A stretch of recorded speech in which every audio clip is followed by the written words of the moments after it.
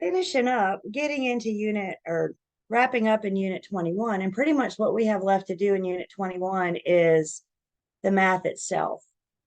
So we're going to spend the most part of our day, a good chunk of our day today, looking at this, again, what we refer to as a mini CD. By mini CD, a mini closing disclosure, that means we're not going to do a full-blown closing disclosure. We looked at it, a couple examples or an example last week. A mini CD means you're only going to be doing part of it. On my exam and on your state exam, you will see a question that wants to know, how much does the buyer have to bring to closing? And that's what we're going to work on in this unit, is figuring out for our buyers, looking at their expenses, money coming in, and figure out how much that they will get or how much they need to bring when we go to the attorney's office. So we left each other here last week. And these were just the references, the various places in the book that you can get the resources for the information that we're getting ready to talk about. Let me go ahead and say this now. When you guys are taking your exams, both mine and your state exam, I recommend you always save the math for last. So do everything else, go through the whole test, bookmark the math, and once you're done with everything else, then come back and do the math. The math is going to take you the longest. I don't want you guys spending all your time on the math and not answering the rest of the questions. So recommendation number 1, save the math for last. Of the math, do this one last. Because of the math, this is the one that'll take you the longest. There's a whole lot of work involved in these, you guys, for one test point. With that being said, it's of my opinion that this math that we're getting ready to do is probably the most important math that we do in pre-licensing. Who remembers that A in OLCAR?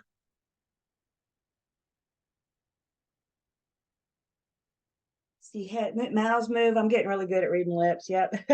See mouths move. That A in OLCAR is accounting. And this isn't just handling somebody else's funds. This is helping them account for their figures, account for their monies. So being able to make sure that we can help our buyer verify what they need to bring to closing, helping our seller verify, hopefully, what they're going to get from closing. That's part of OLCAR, you guys.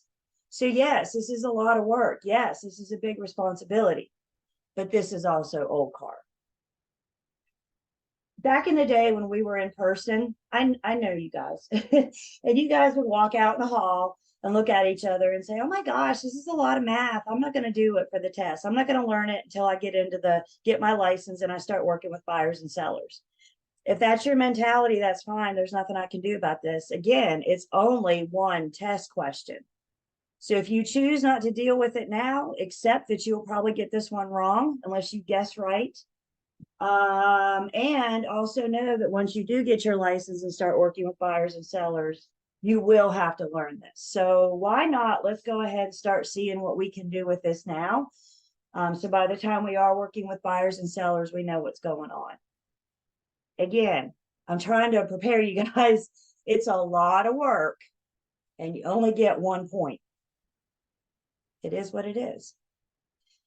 So we have our page numbers with our references. And before we pick our calculator up, we need to talk about a few things to find some things to make sure we're kind of on the same page here. So first off, starting on page 553, when we are doing these closing disclosure settlement statements, we're only looking at 2 things. We're looking at debits and credits. The buyer has debits and credits. The seller has debits and credits. Do I have any accountants on the call? CPAs, accountants, a few of you? Okay. In pre-licensing world, in real estate, debit and credit means something totally different than what you're used to. So erase what you think you know in accounting world. Join me in real estate world. And in real estate world, a debit is an amount owed. It's an amount to be paid. A credit is money coming in, either money that somebody else owes you or money that you have already paid. Think about debit and credit as a typical day in your life. If you go to the grocery store today after class and you're at the register and you whip your card out, you're at Harris Teeter and they tell you your total is $26, you swipe your card. How does that appear on your bank statement? How does that appear on your account? You swipe your card at Harris Teeter. On your account, that shows up as a debit. That's money going out. That's money that you spent. That's money that you owe Harris Teeter. So this afternoon, you get home from Harris Teeter and you check your mail and you have a bonus check from your employer for $500.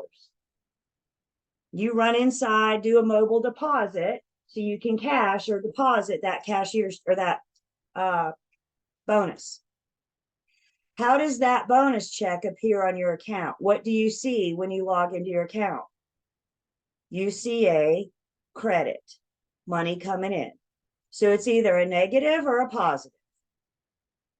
Buyers have debits and credits, sellers have debits and credits. That's what we asked you guys to spend some time looking with at 561 and 562. Things that typically are debits and credits to buyers and sellers. We will go over those pages in just 1 second. Before we do that,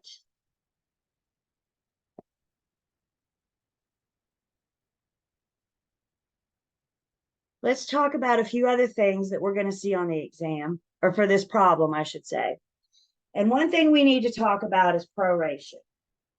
Learning proration, learning how to prorate, will also help you in getting this question right.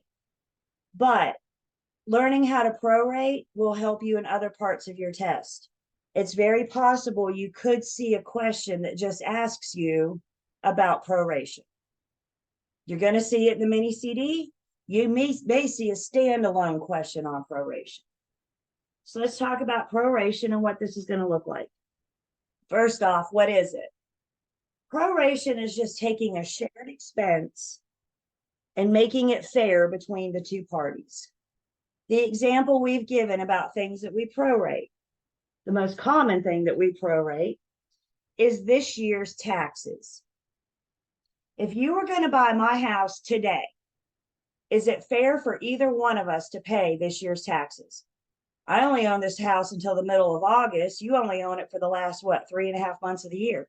Nobody should be responsible for the whole bill, should we? So how are we going to make this fair? We're going to take that shared expense. Because we both had an ownership interest in this property this year, we have a shared expense. And how we make that fair is we prorate it. So the biggest example we have for proration is this year's taxes. The one that I can guarantee you will see every single transaction is this year's taxes. But there are some other things that we might prorate, that we might need to share to make fair.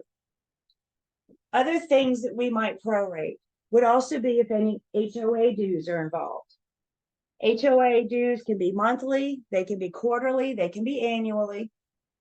The problem has to tell you there's no typical to HOA dues. Let's say, again, you're buying my house today and HOA dues are monthly. Is it fair for either one of us to pay the entire months of August HOA dues? No, we both only own it about half. So how do we make it fair? If applicable, we prorate it. The other thing we may see prorated is if a tenant and a lease are involved, and we're going to prorate rent. For our purposes, unless we're told otherwise, rent is due and collected on the 1st of every month. So again, you're buying my house today, but this time it has a lease in place. It has an existing tenant. So you buy my house today, acquiring my tenant. They paid me rent on August 1st for the entire month of August. On August 15th, I sell you my house. Tomorrow, the tenant becomes yours. Don't you feel like you deserve some rent? with a tenant comes money, right? So how are we going to make that fair for the month of August? We're going to prorate it. September 1st, you're the new landlord.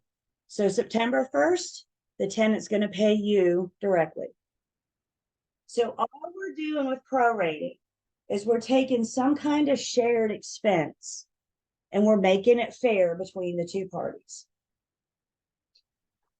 When we prorate, when we do the math to prorate, we need our pre-licensing world hat on.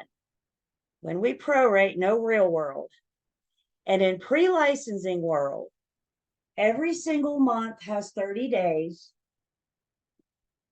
30 times 12 is 360. This takes the guesswork away from you guys. In other words, you don't have to sit at your test and remember how many days are in March, how many days are in October, how many days are in August. You don't have to think about that. In pre-licensing world, every single month has 30 days. So in pre-licensing world, how many days are in February? 30. In pre-licensing world, how many days are in October? 30. Every single month. I guess we don't get Halloween and New Year's Eve in pre-licensing world. They just don't exist in our world. So we're using a 30-day, perfect.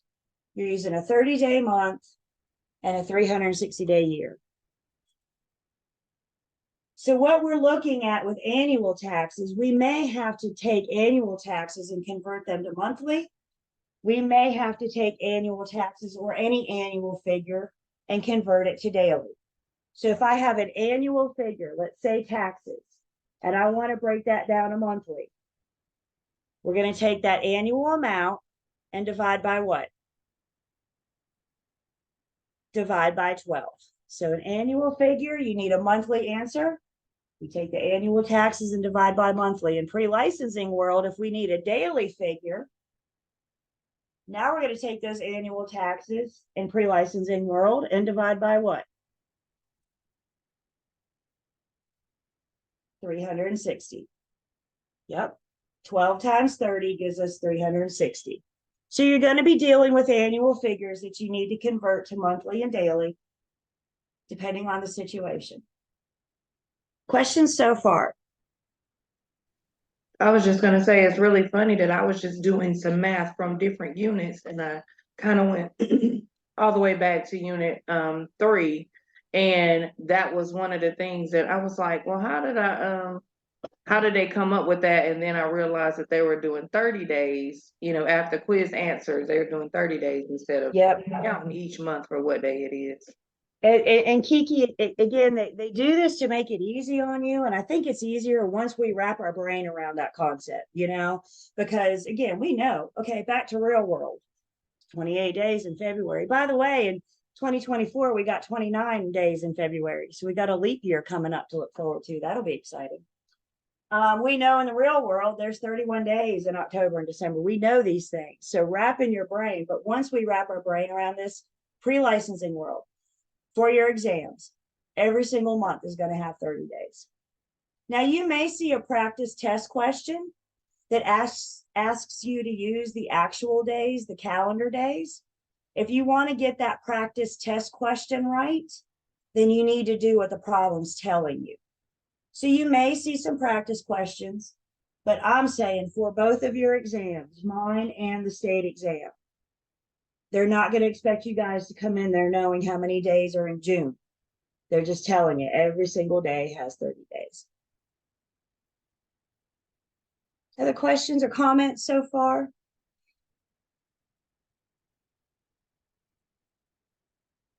So before we go on and actually prorate, let's just take a second and look at a problem together. I'll give you guys a few minutes. This is going to refresh us from what we learned in Unit 3 when we calculated the annual tax value. I'm sorry, the annual taxes. Once we find the annual taxes, then we're asked what the daily property taxes are. So this will be a good refresher for what we learned in Unit 3. So let me give you guys a few minutes, and then we'll talk about this.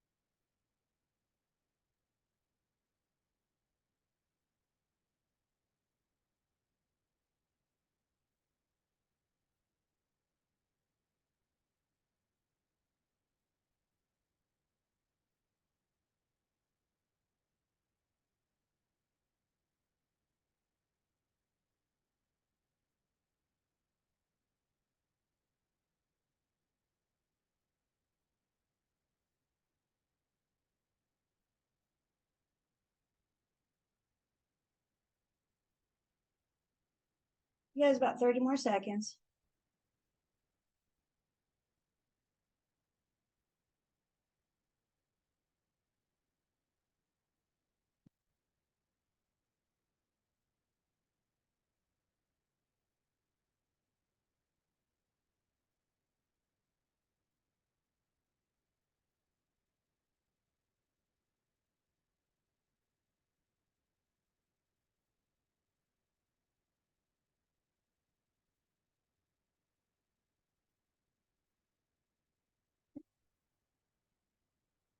So let's see what we got here. What do we do first when we see any problem?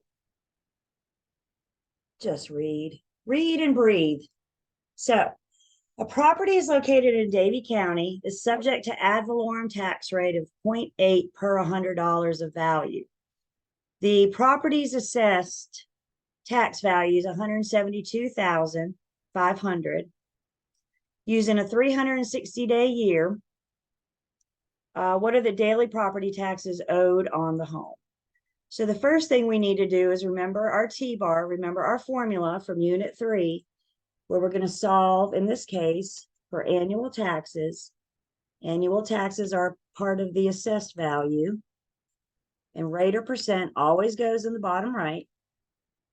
So that's where our tax rate is. So here's your formula that we learned, your T-bar that we learned back in Unit 3. So let's start filling in what we know. In this problem, I'm asked to solve for annual taxes. I got to get to annual taxes before I can break them down to daily. I know my assessed value is $172,500. And then my tax rate is 0.80. Remember when we talked about taxes, we said that word per in taxes is just a fancy word for divide. So we're going to take that 0.80 and divide it by 100 to get our tax rate of 0.008. So we've plugged in the numbers of our T-bar. Questions on how we got the numbers?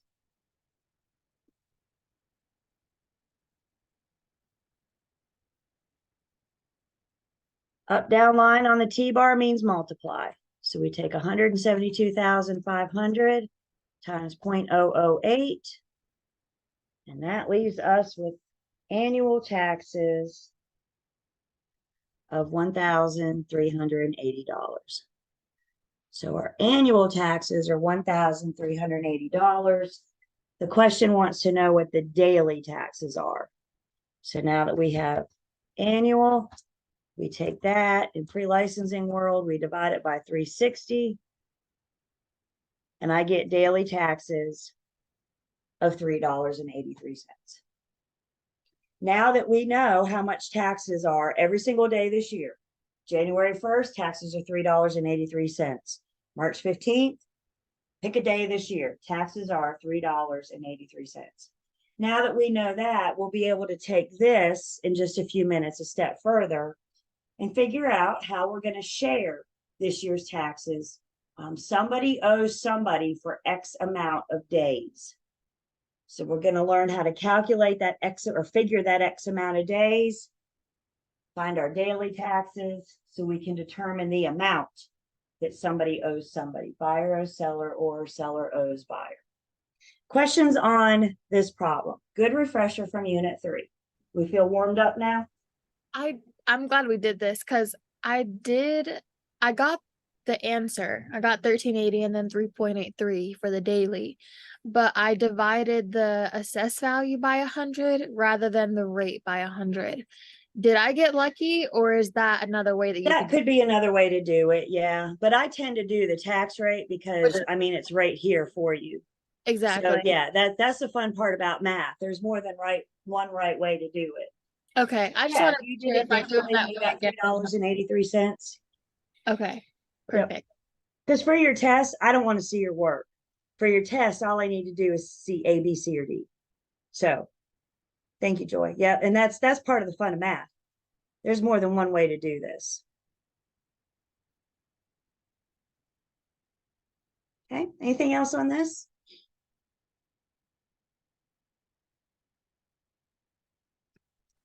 Julie, Couple word, yeah. I'm sorry. Stop. stop me if we're gonna get there. The same one that Kiki was getting on we did the question already in the book. It took me a while to get the correct answer, and I think I was counting the wrong days. But when we're counting days to get the right answer, do you count up to and including the day of closing for the past, or does the day of closing go to the next person? You're correct. We're getting there. So bear Okay, with me just okay. 1 second. Yep, Thank we will you. talk about days. Yep. Because now we got to count, right? So, yep. Okay, a couple other words that we need to know. You could be dealing with accrued items. You could be dealing with prepaid items. If something's accrued, it means it's unpaid. It has not been paid as of the date of settlement. When we talk about this settlement statement or this closing disclosure, we use those words interchangeably. When we talk about the settlement statement, let's think about the settlement statement. This is what happens the day of settlement, the day of closing. And the idea of settlement is that buyer and seller settle everything between them. The idea of settlement is that buyer and seller finish everything between them as of today.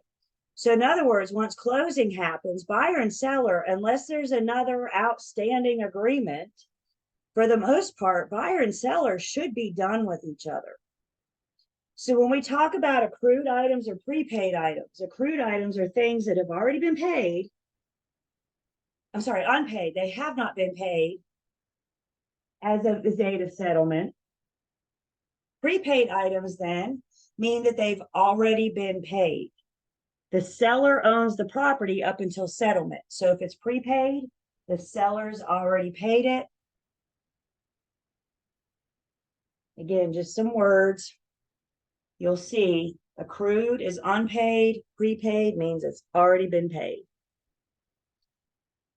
In North Carolina, when we're prorating between the buyer and the seller, we are going to consider the seller responsible for the day of closing. So let's go back to our earlier examples. You're buying my house today. Who is responsible for paying today's taxes? Who gets to pay that $3.83 on the day of settlement? And in North Carolina, it's me. In North Carolina, it's the seller. So the seller always has the day of closing when we prorate. This when we prorate is probably one of the bigger problem topics in this settlement statement math in Unit 21. What are the things that we just said that we typically prorate between buyer and seller? Let's rattle those off together. This year's taxes, HOA dues, and rent. Those are the things that we typically prorate. Everything else is an expense either to the seller or the buyer. When we prorate, we're dealing with a shared expense. If we're not prorating, you have your own debit, you have your own credit. We're not sharing this.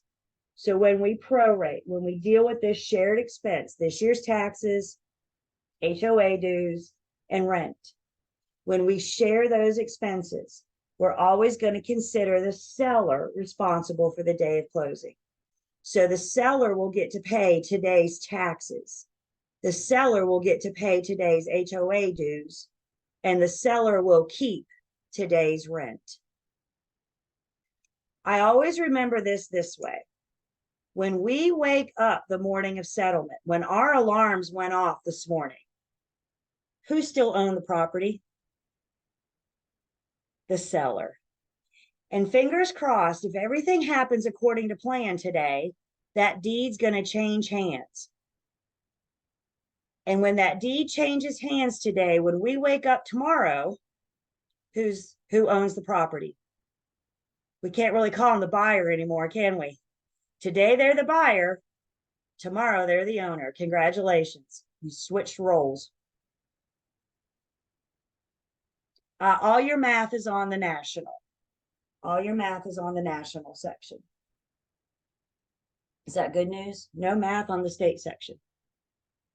So when we prorate, HOA dues, rent, and this year's taxes, we're always going to consider the seller responsible for the day of settlement. Now, we said early 30-day month, 360-day year. Please don't write this down. In the real world, when you get to post licensing, we get to use the actual days of the month. In the real world, when you're working with buyers and sellers, we get to use the actual days of the month.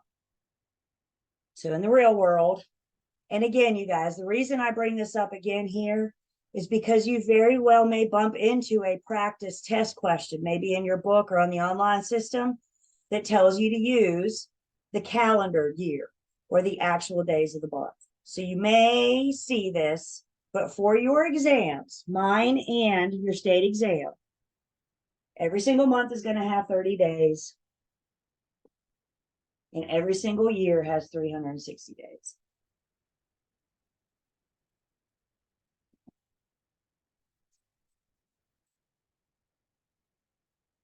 So let's look on page 561.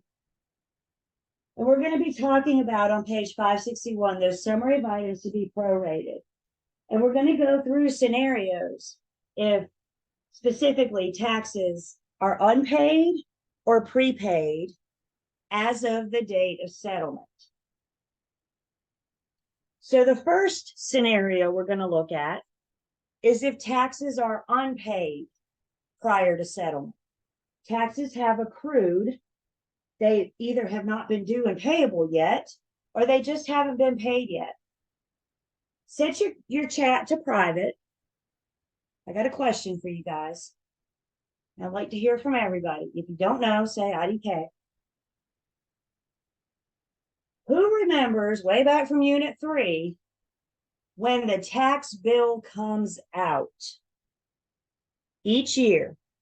When does the tax bill come out?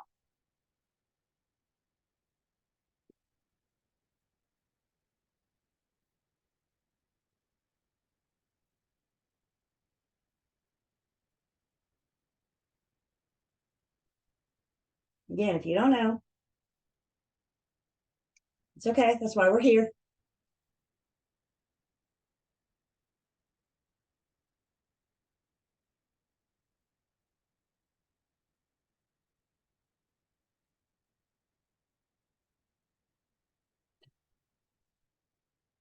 Everybody in? The tax bill comes out each year on September 1st. It's not due and payable until September 1st. Okay. September 1st is a very important date when we're prorating taxes. Today is August 15th. If we were to go to closing today, there's no way that taxes could have been paid because we haven't even, maybe we got the bill, but they're not due yet. Everybody with me? You can't pay the bill until it's due. So if we go to closing on August 15th, there's no way taxes have been paid. If you have a closing before September 1st, the problem may or may not tell you that they're unpaid. But we know prior to September 1st, they're not paid because we know that's when taxes are due and payable. Everybody with me? So we may have closing prior to September 1st. If we don't know this year's taxes yet, and we go to closing, let's pretend now we go to closing in March. Tax rate for the year hasn't even been set, not alone what the taxes for the year are going to be. So if we go to closing in March, we know taxes haven't been paid, but the only thing that we have to rely on is last year's tax bill. So we're going to use that amount from 2022 taxes to prorate for buyer and seller this year if we don't know what that amount is yet. So September 1st, write that down real big, your notebook, and circle it. September 1st is an important date when we're prorating taxes. So let's say taxes are unpaid prior to settlement. Whenever I prorate, I like to draw myself a timeline. I like pictures. And I like to draw myself a timeline when I prorate so I can see what it is I'm prorating. And in this case, what I'm prorating is my annual taxes.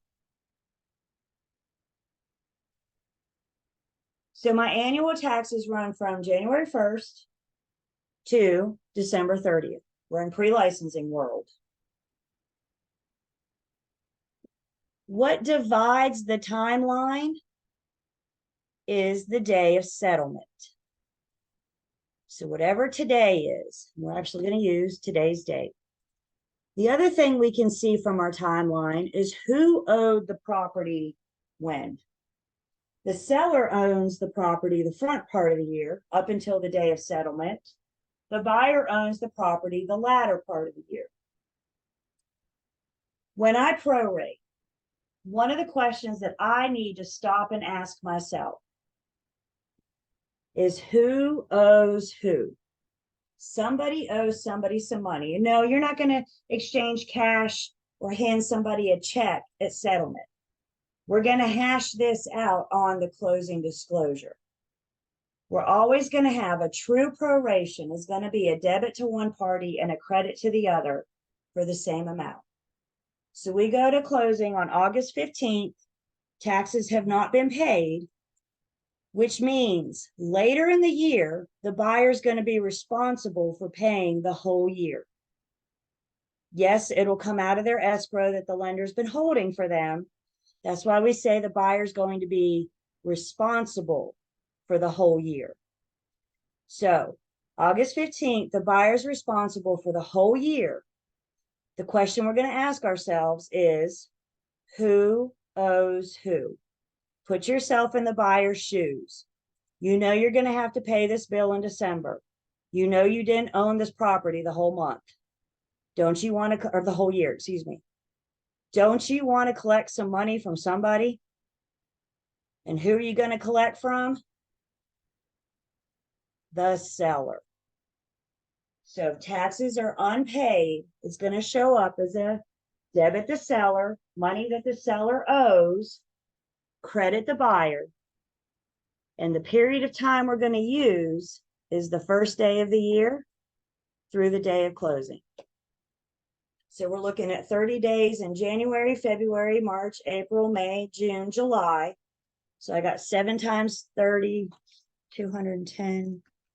And then we got 15 days in August. So when we count this up, we're going to see that the seller owes the buyer for 225 days of taxes. Again, we're wanting to settle everything. We're wanting to finalize everything between the buyer and the seller today. So the seller's gonna pay the buyer for their portion of the taxes. This is that much less money the buyer has to bring to settlement. So presumably when those taxes come due, they have received that. What was our previous example? Taxes $3.83 a day. Is that what we worked? Okay. So now that we know the $225, we times that by our daily taxes. So we are going to have 2 entries on the settlement statement.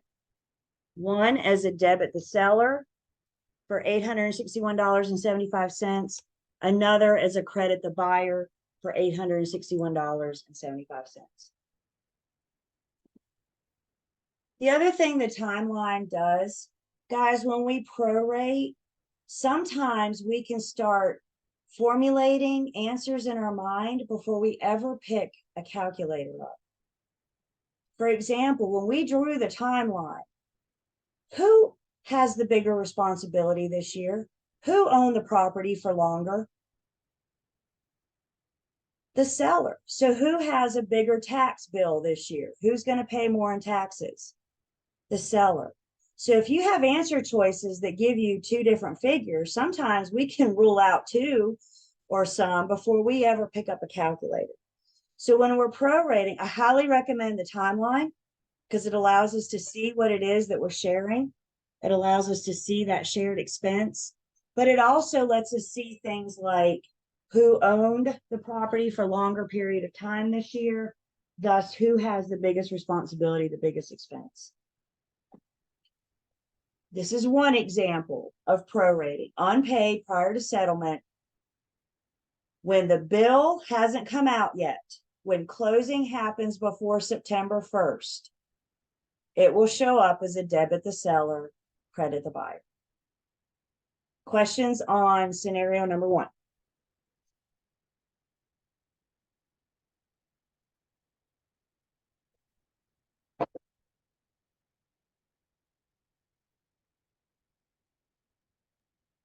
So with this, Mhm.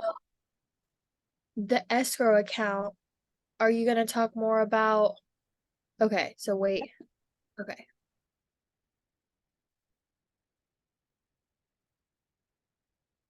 Anything about debit the seller, credit the buyer? The seller owes the buyer money. Let's imagine, let's pretend for a second that this didn't happen at settlement. Let's pretend that we don't make it fair. Now what's going to happen if this didn't happen? So now the buyer goes to pay, or the lender goes to pay their taxes at the end of the year on behalf of the buyer.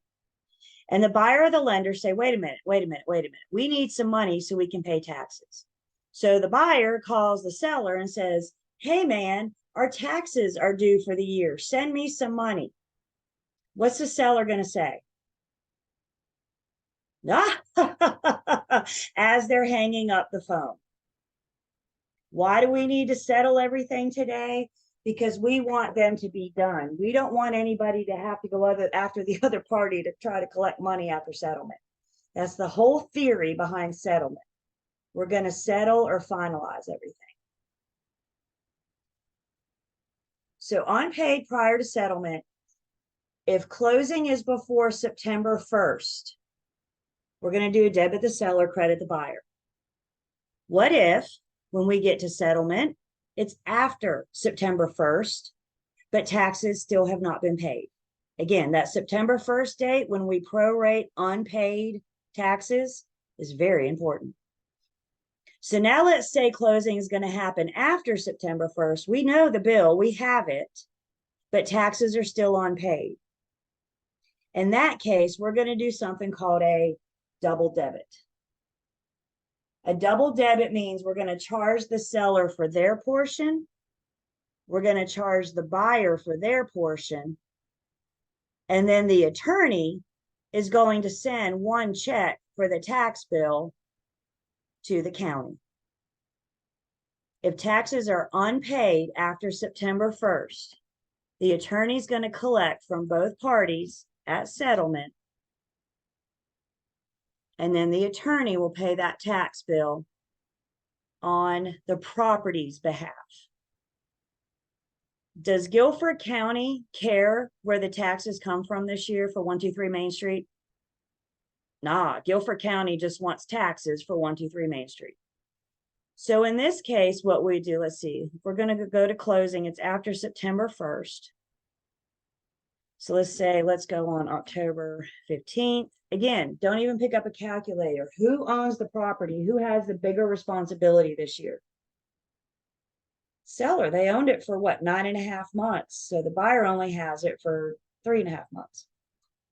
And what we would do in this case is a debit the seller for the period of time they own the property, including the day of settlement.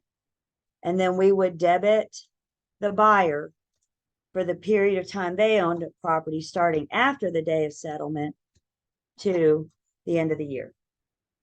So we figure out those days, how many days of each party, times that by our daily taxes. You're going to see a debit to the seller, a debit to the buyer. Nobody's paying anybody. The attorney's paying the bill on behalf of both parties. So unpaid, closing happens after September 1st. So did you say that he'll collect money from both parties though, and then Yes, pay it? we're gonna, Okay, yep, we'll debit the seller for what they owe. We'll debit the buyer for what they owe. And then one check will be sent in to pay taxes on behalf of the property. This is not a proration. A proration is a debit one party, credit the other. This is a double debit. And so they can pay them early. After September 1st. Okay. So if you buy a house in May, they You're just going to sit do a on- debit the seller, credit the buyer. Okay, and then they just sit on the money until it's due. Okay, thank you. Yep.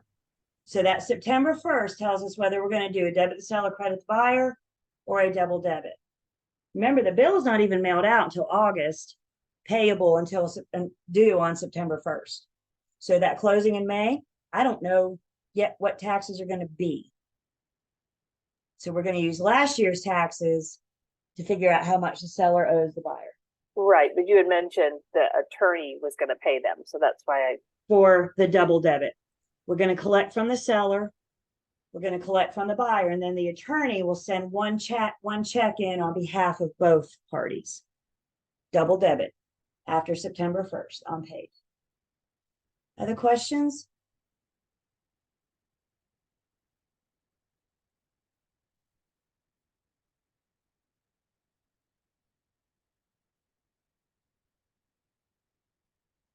So one scenario, taxes are unpaid as of the date of settlement. So we got two options. The difference is depending on when closing is. September 1st is our dividing factor.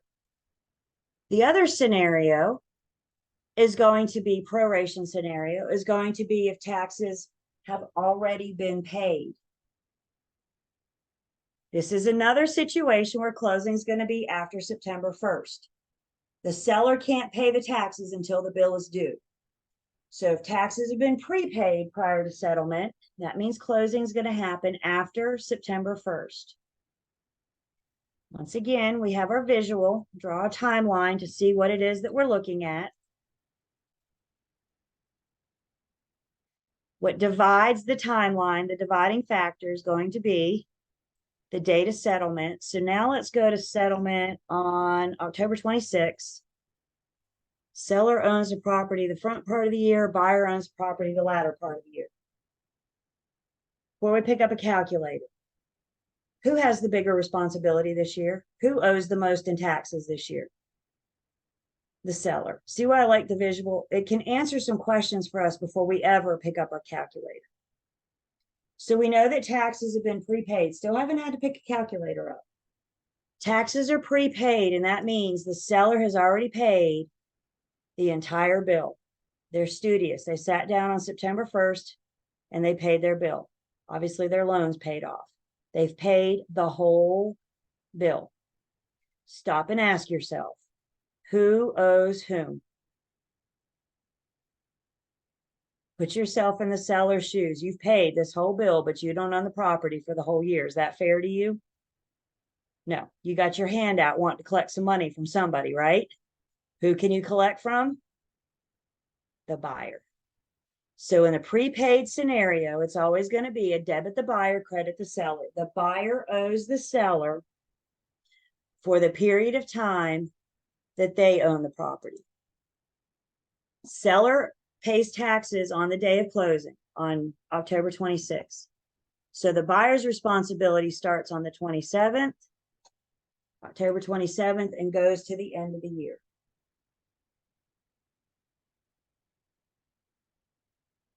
Questions so far? Yeah. And so you're saying that always in the prepaid situation, the seller has to pay the full year? Like they're always going to pay the If full they're year? paying, yeah, if they're paying for our purposes, Kadre, if they're paying, they will pay the full year. We know some counties will let homeowners, make payments or whatever. We're not yet. We're not going there. Great question. Thank you. So for our purposes, we're either paying the whole year or we're not, prepaid or not. So now, anytime you count forward on the timeline, we need to be very careful that we're counting our days right. When we're counting days going forward, I have a fail-proof method, highly sophisticated, to help us make sure we're counting the number of days right. Y'all ready for me to blow your minds? We're going to count on our fingers. So let's figure out how many days are left in October. We have October 27th, October 28th, October 29th, and October 30th. Is it really easy to look at October 27th and see 3 days? When you do that, you just got the whole daggone problem wrong.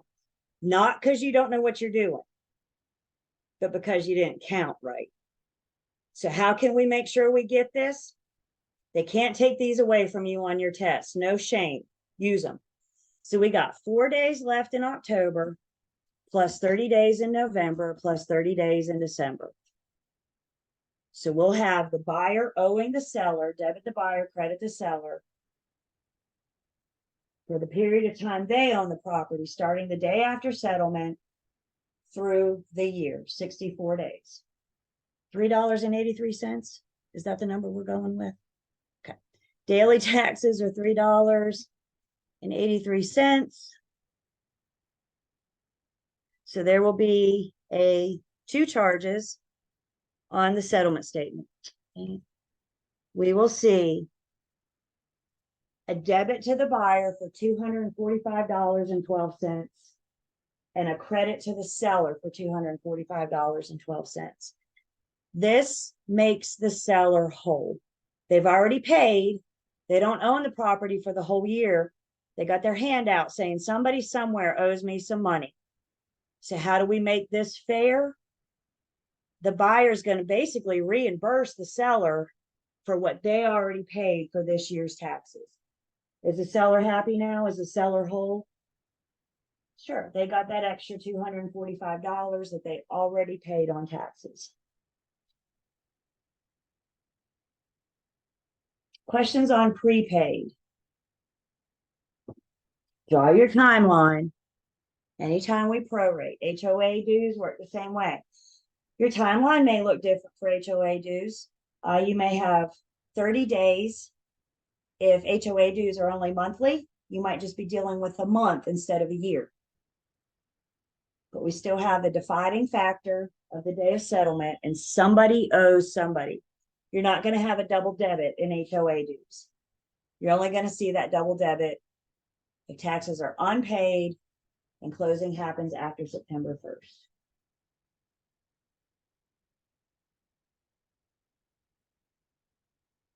Questions on prorating. We're going to do obviously some practice in just a second. Like I said, guys, you're going to see this on your mini CD. You may also see a standalone proration problem. So prorating can get you a couple test questions.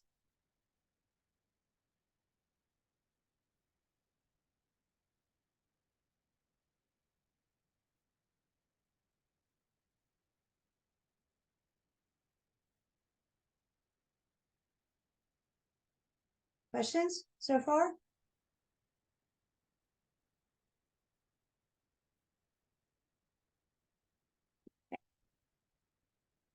Before we start on the next little piece, let's go ahead and take our break. When we come back, we're going to look at page 562, and we're going to break down things that are specifically debits to the buyer, credits to the buyer, and debits to the seller. So let's take 10 and come back, page 562.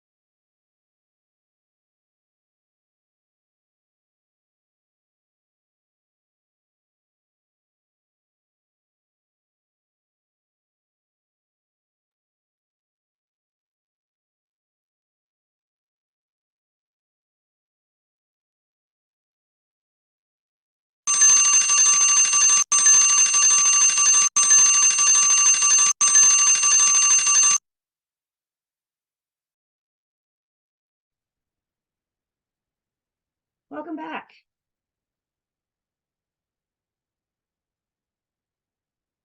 I'm going to take attendance.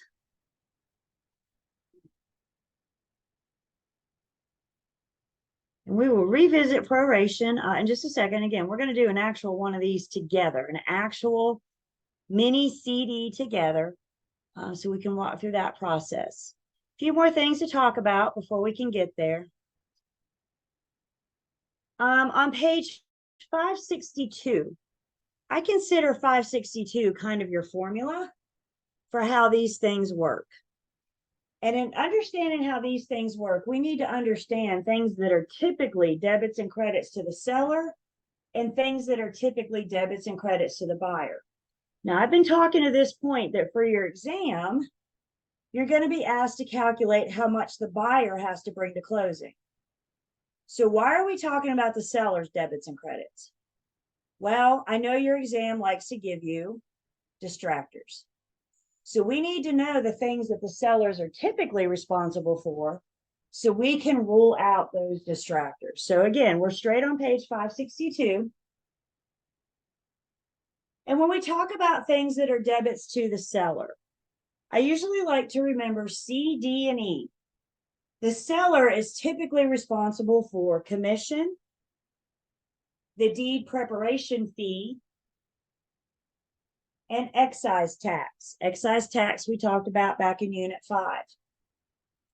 In addition to CDE, the seller's debits are going to include their outstanding liens, their unpaid balances, unpaid mortgages, any recording fees to close that lien, to release that lien, anything that's specific to the seller, in addition to CDE, anything that's specific to the seller will be a debit to the seller at closing. When we say the seller typically pays commission, always do what the test tells you. So if the test doesn't specify who pays commission, we know we're going to charge that to the seller. If your test question, practice question, says that the buyer's going to pay commission, always do what the problem tells you. So that's what I mean by typically the seller pays the commission unless we're told otherwise. Another debit to the seller is going to be the due diligence fee. That's back on 561 under these double entry items. So we're going to see the due diligence fee twice on the settlement statement. First time we're going to see it as a debit to the seller. They've already received that money once. Remember, they already received this money back in the day when we went under contract. So now that we're here at settlement, we need to reverse what we did when we went under contract. We gave it to the seller, so now we need to debit the seller at settlement. Another double entry item you'll see for the seller is their credit of the sales price. The buyer's promising to pay the seller the sales price. In exchange for that, the seller's going to give the buyer the property. That's the gist of our 17-page offer to purchase and contract. The buyer promises to pay the seller the sales price. The other reason why I think it's helpful to study the seller's debits, as we're getting ready to see, the buyer has a lot more debits than the seller does. The buyer's going to owe more at settlement than the seller does. So another trick we may have to help us remember what's a debit to who, if we know these are the things that are the seller's debits, then we can assure everything else is a debit to the buyer. So knowing the sellers can help us kind of finagle and work our way through these problems. Back on page 562 and 561, we're toggling back and forth. Then we got to talk about things that are specifically debits to the buyer. The sales price will always be a debit to the buyer. Again, that's the promise in the contract. The buyer promises to pay the seller. All costs related to the buyer's due diligence inspections So the home inspection, pest inspection, survey, radon test. What else? All the things during the buyer's due diligence, unless you're told otherwise, will be a debit to the buyer. For our purposes, as well as in the real world in many markets, the home inspector, for example, will perform the home inspection now and allow the buyer to pay for it at settlement. So again, unless we're told otherwise, we're going to presume that these due diligence service providers will get paid at settlement, in which case those will shake out to a debit to the buyer. The buyer pays all of the lender fees. Loan origination fee, discount points, application fee, credit report fee. The relationship is between the borrower and the lender. So any lender fees for the buyer to originate their new loan will be a debit. The buyer hires the attorney, so the buyer gets to pay the attorney's fees to process for closing, process for settlement. The buyer pays the deed recording fee and the deed of trust recording fee. Remember, the deed of trust in North Carolina is just our mortgage. The lender requires the deed of trust to be recorded. Are you guys there? Are you free? Am I freezing up? You're freezing up a little on my end. Nope, I'm good. Cool. So the deed of trust, the lender requires the mortgage to be recorded. They let the buyer pay for that. Please look with me on page 562. We need to point something out and make sure that we're really clear on something. Back up to the seller debits. The third one down says the deed preparation fee. Everybody see that? Deed preparation fee. We need to make sure we see the difference in the preparation fee for the deed versus the recording fee for the deed. The seller pays to have the deed prepared. The buyer pays to have the deed recorded. I always remember it this way. When the attorney is getting the deed ready for settlement, it's still the seller's deed. So they get to pay to have it prepared for the attorney to get it ready. Once closing happens, whose best interest is it for their brand new deed to be recorded?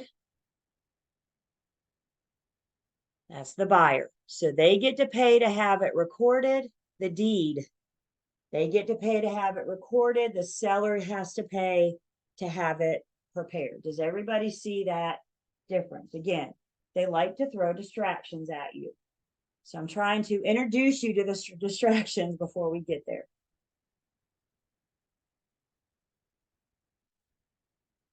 The other thing that'll be a debit to the buyer is their new title insurance policy. Title insurance is an owner's policy, which means the buyer's new policy is not going to kick in until that brand new deed has been recorded. So they're going to pay for it now. And then as soon as this gets recorded, title insurance begins. And now the buyer, formerly the buyer, now the owner, will be covered under title insurance.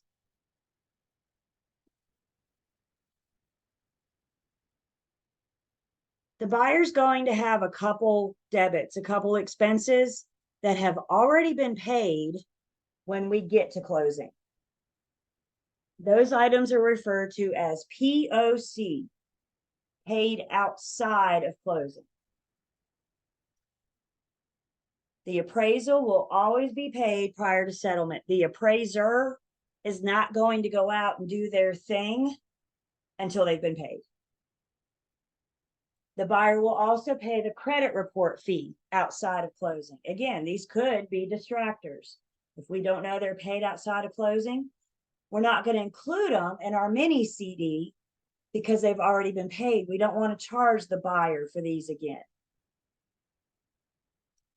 Now, in the real world, when you guys do a settlement statement, these will show up on the settlement statement under the buyer as paid outside of closing. So the settlement statement will show these POC, paid before closing, because TRID requires that any money changes hands as part of this transaction be on the settlement statement. So even though the buyer's not paying the appraiser at settlement, they've already paid them. This is money that changed hands as a part of this transaction. So it will have to show up on the full-blown settlement statement. For the mini CD, these are your distractors.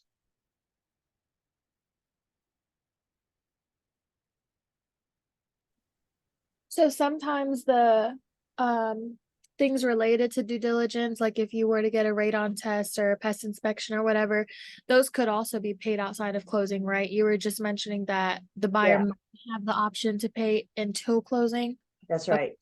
If they're going to be paid outside of closing, if they're going to be paid before closing, the problem will have to tell you that. So Okay. we're going to run under the gambit that the buyer's paying for their due diligence costs at settlement unless we're told otherwise. Always do what the problem tells you. Okay, thank you. Also on page 562, we get some things that are going to be credits to the buyer. 561 and 562. Things that'll be credits to the buyer. On the day of settlement, their new loan or loans. The lender is bringing this money today on behalf of the buyer. The buyer can't close if they don't have the loan amount. It's a very important piece that we need to finish this puzzle. On the day of settlement, the amount of the loan will always be a credit to the buyer. The buyer will spend the next 30 years paying the lender back because they brought this money today. I think another thing that might be helpful, if we think of the settlement statement, again, it's a snapshot of what's going on today.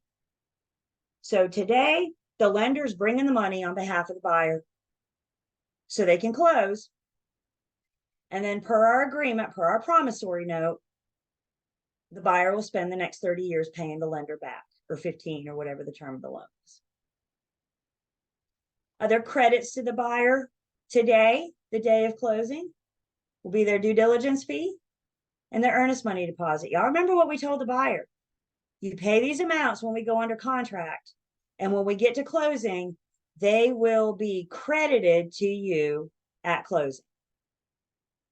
So they've prepaid these amounts when we went under contract, and now that we're at closing, we're going to credit it back to them. It's part of their down payment, part of their purchase price.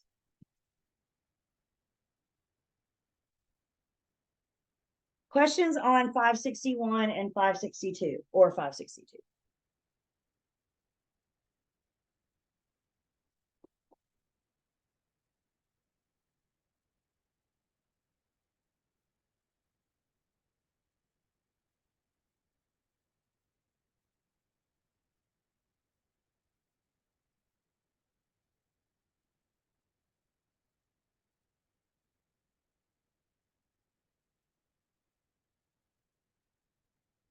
Another thing that It shows that there's a transfer of the seller's escrow account. And yes, normally, well, I know with ours, even from one insurance to the other, we actually were refunded and then redebited. that's right. So So they that's really the case, Mary. Your scenario is when the seller pays off their loan and you originate a new one. What we're seeing in the book is that the buyer's going to assume the seller's assume, okay. So Yep, it's either So scenario. we're going to just Okay. transfer that money, right? Because the seller makes the mortgage payment on August 1st. The buyer makes the new owner makes the mortgage payment on September 1st. So we got to, Okay. so that what you're looking at there on 561 is that scenario. But you're right. Typically, the more traditional, the more common way, the seller closes their loan and finalizes everything. the buyer originates a new loan. So we won't have that transfer between the two parties.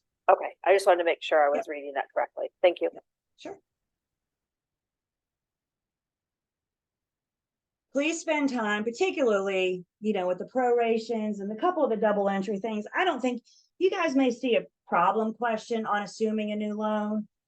If we have time, we'll come back and visit that, but you're not going to see it on your test.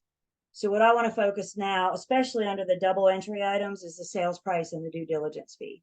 Those are things that we will see. The rest of it, like I said, if time allows, we can come back.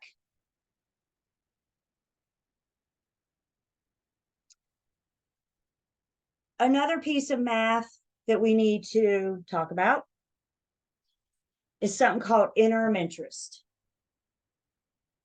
Interim interest is what the buyer owes their lender to get caught up on their interest payment. So let's talk about what I mean. Let's say we go to closing today.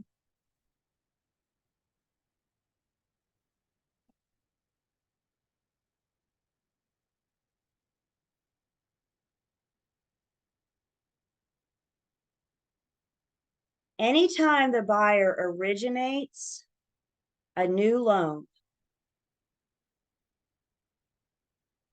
whenever the buyer originates a new loan, it's originated on the day of settlement. And when a new loan is originated, the borrower does not have a mortgage payment the first month. So we originate the loan on August 15th. The buyer always gets to skip the first. So we go to closing on August 15th. We're going to skip the first, meaning you do not have a mortgage payment due on September 1st. Your first mortgage payment is going to be due on October 1st. So tell your buyers, you get a month free. They really don't, but they like to hear that because they just bought a daggone house. So that helps. So they always skip the first. Whenever you go to closing, skip the first. Your first mortgage payment will be due the second. Questions so far? We're skipping the first. The question is, Julie, why are we doing that? Why are we skipping the first? Remember what we said last week. Interest is paid in arrears. Where's your arrear? Your arrear is behind you. So if the lender were to charge interest on September 1st, remember, our debt service is the same every single month. Principal and interest payment is the same every single month. So if we were to collect a mortgage payment on September 1st, the lender's collecting interest for the entire month of August. Is that fair to the buyer? They didn't even own the home until halfway through August. So why do we skip the first? Because we don't have a full month for them to pay interest. So we skip the first. The buyer's first payment is October 1st, meaning when they make this payment, they're paying September's interest. Interest is paid in arrears. So what is interim interest? Interim interest is the borrower getting caught up on the interest payment that they owe the lender for the remainder of the month of closing. Interim interest is always the day of closing to the last day of that month. Never, ever go into the next month. The lender wants the borrower to get caught up. They're not going to collect any interest in August because they don't have a payment on September 1st. So the lender wants their money. Do they not want their interest for the day they originate the loan? You better believe it. And the rest of August, so how are they going to get that? They're going to charge something called interim interest that will be a debit to the buyer as a lender charge at settlement. Yes, ma'am. So that's just for the interest. They don't try and collect the principal for, or part of the Correct. month's principal for those 15 days. Because interest is paid in arrears. You start paying your principal when you make that first payment in October. That's that first full month. Okay. So you're carrying a balance for the first 16 days, right? You're carrying a balance. I mean, you're carrying a balance for the next 30 years, but you haven't started paying that balance off, paying that principal down until October. So all we're talking about, yep, is interest. And that, doesn't matter what day of the week, like even if they close on the first, it's still the same. You always skip the first. So, yep, if you go to closing on August 1st, you don't have a payment on September 1st. Some of you may bought a home, some of you may talk to an agent. This is the reason right here why a lot of agents try to schedule closing for the last day of the month. Because now they only have interest charge of 1 day for their buyer. So a lot of agents try to get in and close at the end of the month so their buyer doesn't have to pay as much interim interest. But no matter when you close, we always skip the first. This is one piece of it. We counted on our figures and we came up with 16 days that the buyer owes the lender for interim interest. So before we finish this, I got more to do because we got to figure out how much. Other questions on how I got 16 days? Interim interest.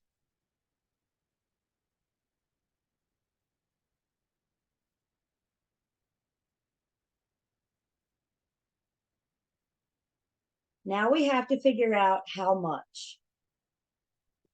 We introduced you to a formula back in Unit 14 where we were amortizing. Remember our 3 steps over and over and over and over and over again, and we can amortize a loan 360 times.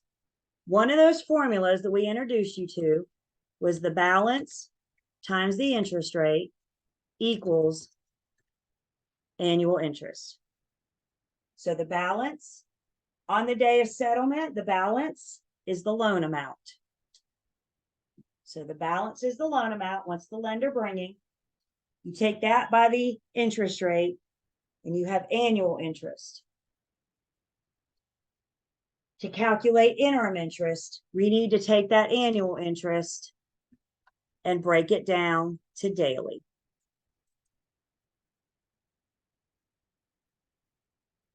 So you take your annual interest, balance times the interest rate to get annual interest.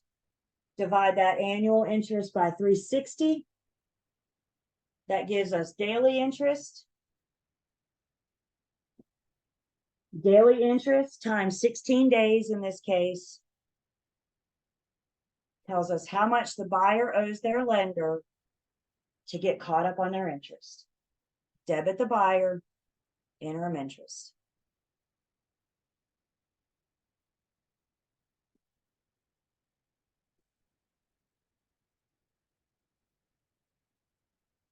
Questions so far on this?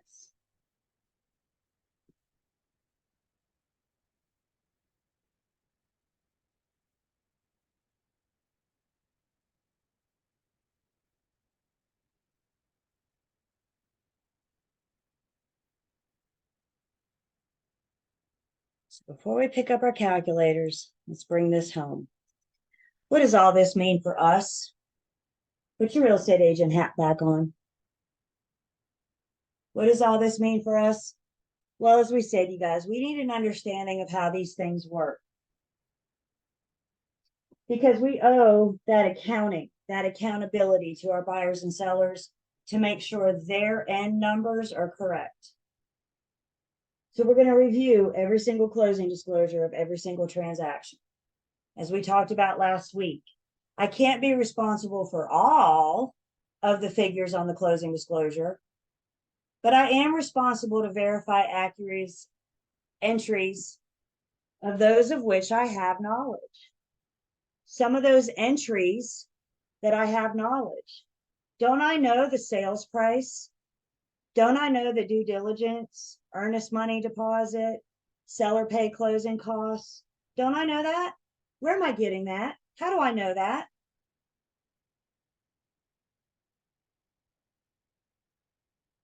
Yep. We're going to pull out our contract. Any amendments to the contract? Do we renegotiate the purchase price? Do we have additional earnest money? So when we're reviewing these things for accuracy, the one thing I have direct knowledge on are the terms, the points that are in the contract. Other things I can verify. We now know how to prorate. We now know how to do interim interest. Don't let your test trick you. I can't be responsible for all of the entries.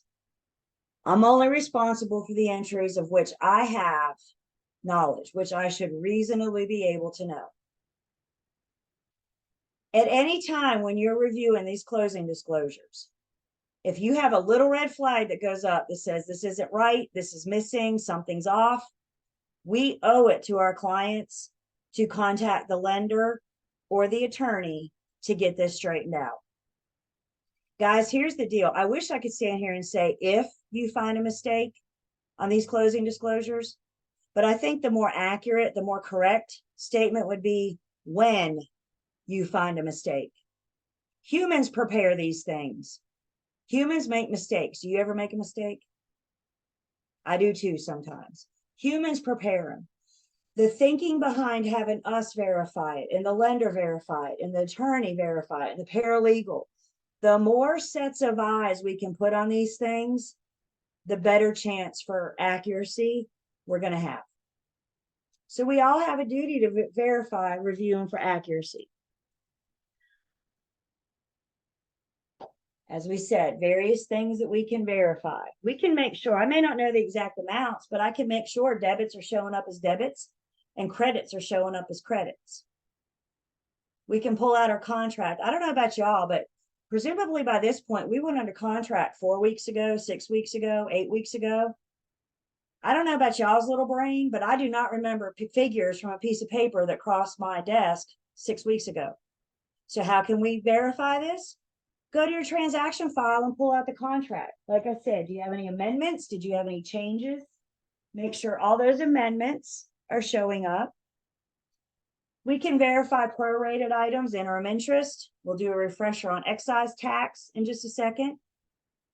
We can also verify bottom line figures. Hold your place in the book and go back with me, if you will, to page 541.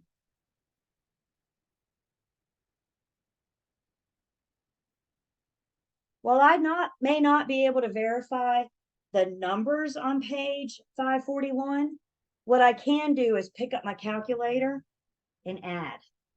Just make sure those bottom line figures are accurate. So if you pick up your calculator and start adding, down at the bottom, you should get $9,712.10. Everybody see that way at the bottom?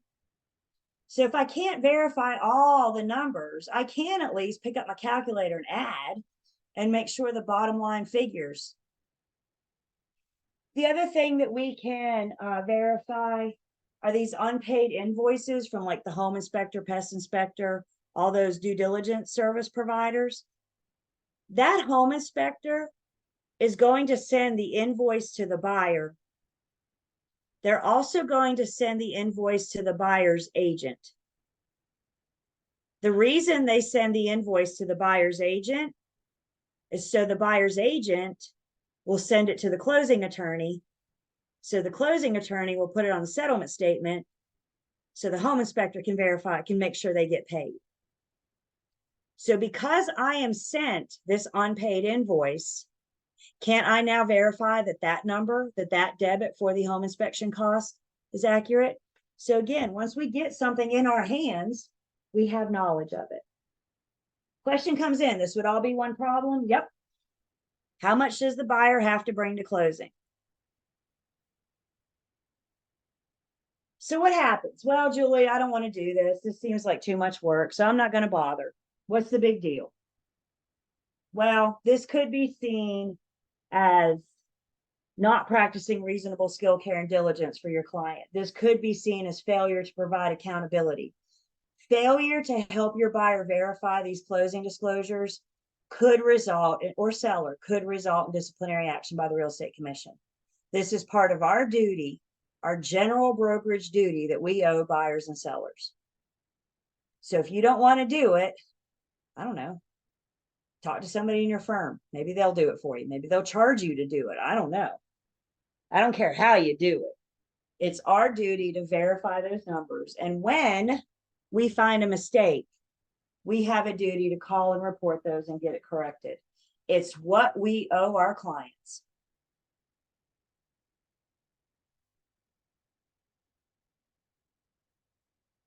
I tell you guys, buyers and sellers don't know how to calculate these things. They don't know what they're looking at. They don't understand all their debits and credits. That's why we're helping them. What questions do I have? Comments?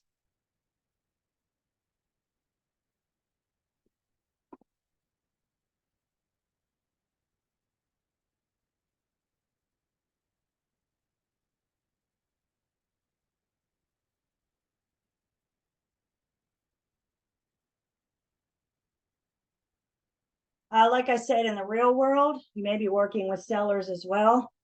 So we have a duty to verify their closing disclosure. You're going to go through both of these when you get to post licensing 302. So if you happen to have a closing before you get to 302, especially with a seller, even with a buyer, get with your BIC. Have your BIC help you review these things the first couple times you're doing them until you get into your groove. That's why your BIC is there, you guys. So have your BIC help, especially if you're having a closing before you get to 302.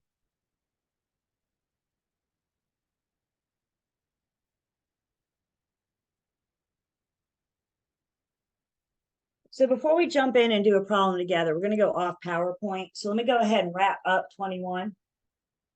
And then we're going to go off PowerPoint for a bit. So those key terms are back on page 517. Your key point reviews on page 563. And then your student quiz is on 565. And yes, you have some practice proration problems. You have some practice interim interest. And you have some practice mini CD problems.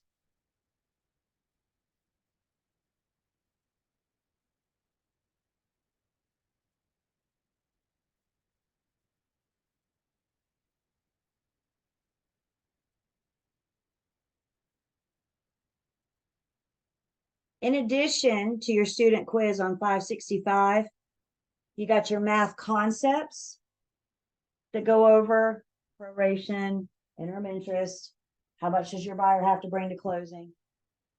And then you have those 50 problems in the back of the book.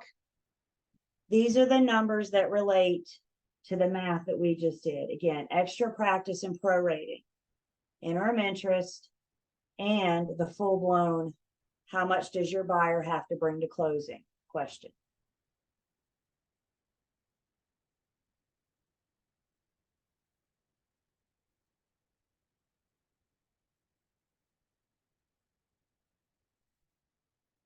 Questions? Will we pick up our calculators? Is everybody good? Do we have these numbers? Pay or problem numbers? We good? Okay. So what we're going to do now, we're going to go into the online learning system, which, by the way, I'm in the Unit 21 material in the online learning system. And you can see we're going to do mini CD number 1 together. You got 2, 4, 5. You got some extra practice here. Also, you guys, please remember that math workbook. That math workbook gives you some extra explanation, some extra practice. That math workbook also tells you what kind of math you can expect to see on my exam and on your state exam. So if you don't look at anything else in the math workbook, page 1, it's going to let you know how to spend your study time, how to focus. So what we're going to do now in the online learning system is we're going to work mini CD number 1.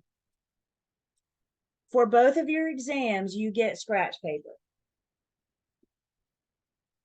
When you're doing your how much does my buyer have to bring to closing problem, the first thing I want you to do is take your scratch paper, draw a line down the middle, and on one side, you write credits, On the other side, you write debits.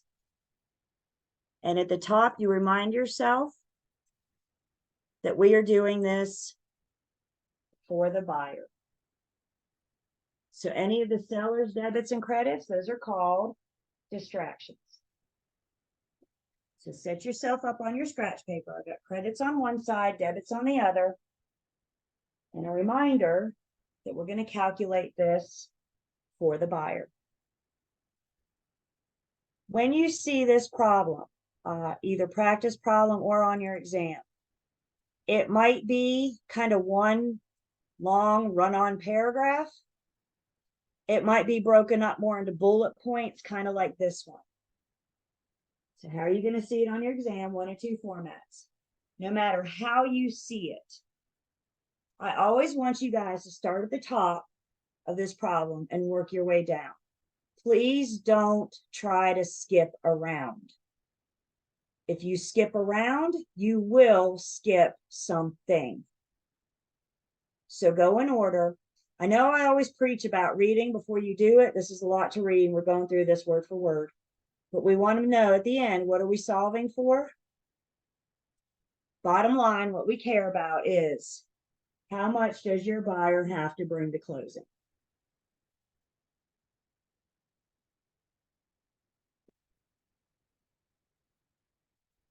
No. I didn't want to do that. There we go. So let's go through this line by line. The buyer enters into the purchase contract with the seller to buy the seller's house for $210,750. Looking at pages 561 and 562. Move your mouth and tell me, how is the sales price going to show up for the buyer? Is the purchase price going to be a debit or a credit? The purchase price is going to be a debit. It's what they owe the seller. It's the gist of our whole contract. I promise to pay you X amount. In exchange, you give me your property. When I'm doing these, I like to label my work. PP stands for purchase price. You don't have to. But by labeling your work, if you get to the end and you need to go back, this could save you precious test time. So label as you go so you know what these numbers mean when we get done. So debit the buyer the purchase price of $210,750. Questions on this?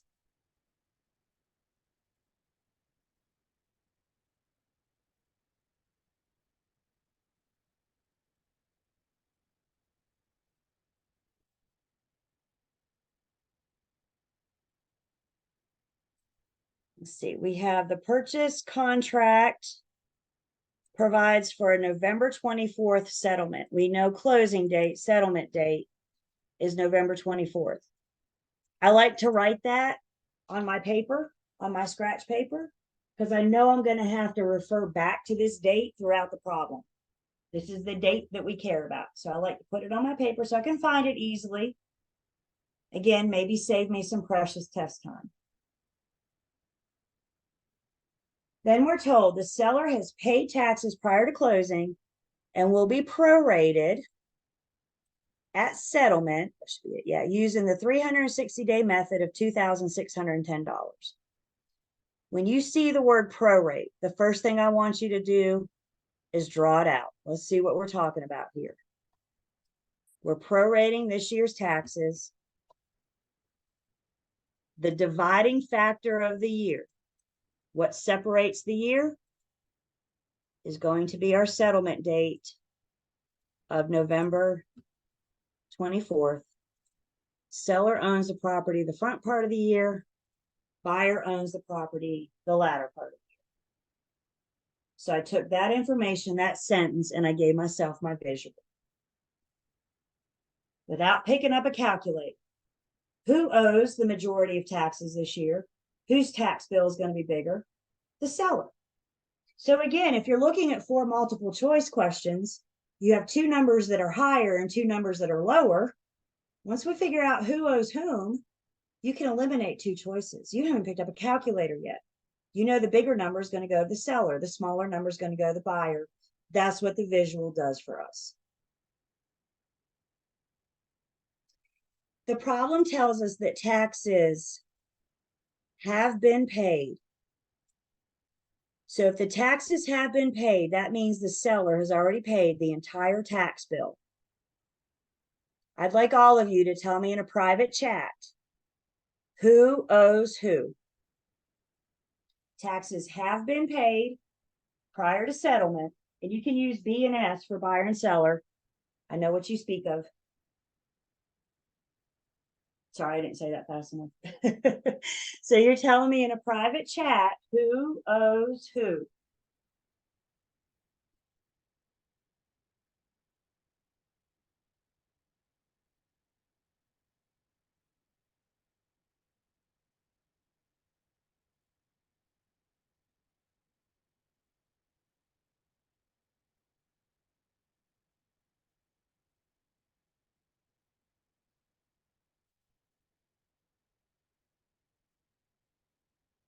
Lynn? I think we got this. Who owes who? Buyer owes the seller. So how's that going to shake out? If the buyer owes the seller, it's going to shake out as a debit to the buyer, credit to the seller. That's what we mean when we say the buyer owes the seller. If we didn't have closing, the buyer would be handing the seller a check. Since we do have closing and settlement statements, we're going to hash it all shared expenses out on the settlement statement. So it's going to go down as a debit to buyer, credit to seller. Now we need to figure out how many days the buyer owes the seller. Again, the timeline allows me to see that the buyer's responsibility starts tomorrow. When we prorate, the seller's responsible for the day of settlement. So the buyer's responsibility will be, in this case, from November 25th to December 30th. So how many days do we have left in November? Let's count. We have the 25th, the 26th, the 27th, the 28th, the 29th, and the 30th. We got 6 days left in November, plus 30 days in December, gives us 36 days that the buyer owes the sellers. Questions so far?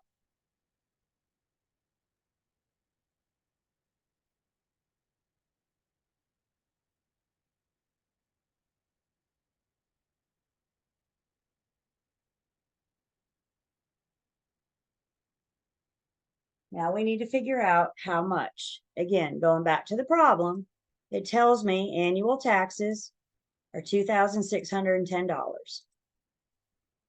I need to take annual taxes and break them down to daily.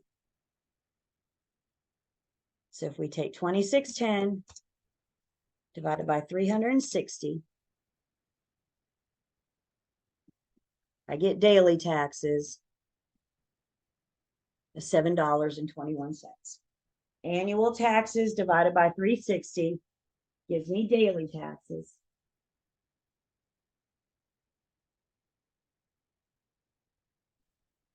Now that we know the daily taxes and the number of days, the last step is to take our daily taxes times 36. And I get an amount of $261. And that is what the buyer owes the seller for their portion of this year's taxes. This is making the seller whole. They've already paid the whole bill. They're not going to own the property for the whole year. So they want some money. Their hand is out. They expect some money. Who are they going to have to collect it from? The buyer. So we have prorated taxes. Buyer owes the seller $261. Questions?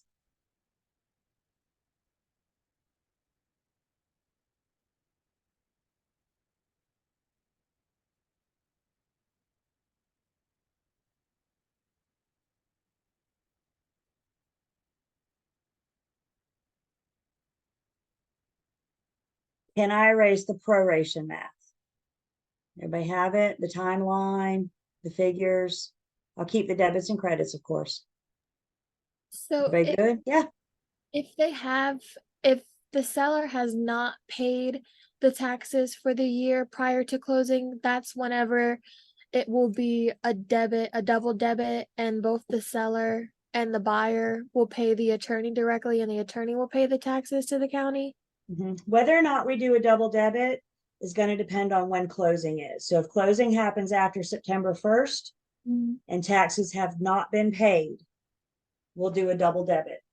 Right, but If only, closing happens before September 1st and taxes have not been paid, it will be a credit to the buyer, debit to the seller. okay, So September 1st is that's why that date's so important. Unpaid, it's either going to be a debit the buyer, credit the seller, or a double debit. okay, thank you.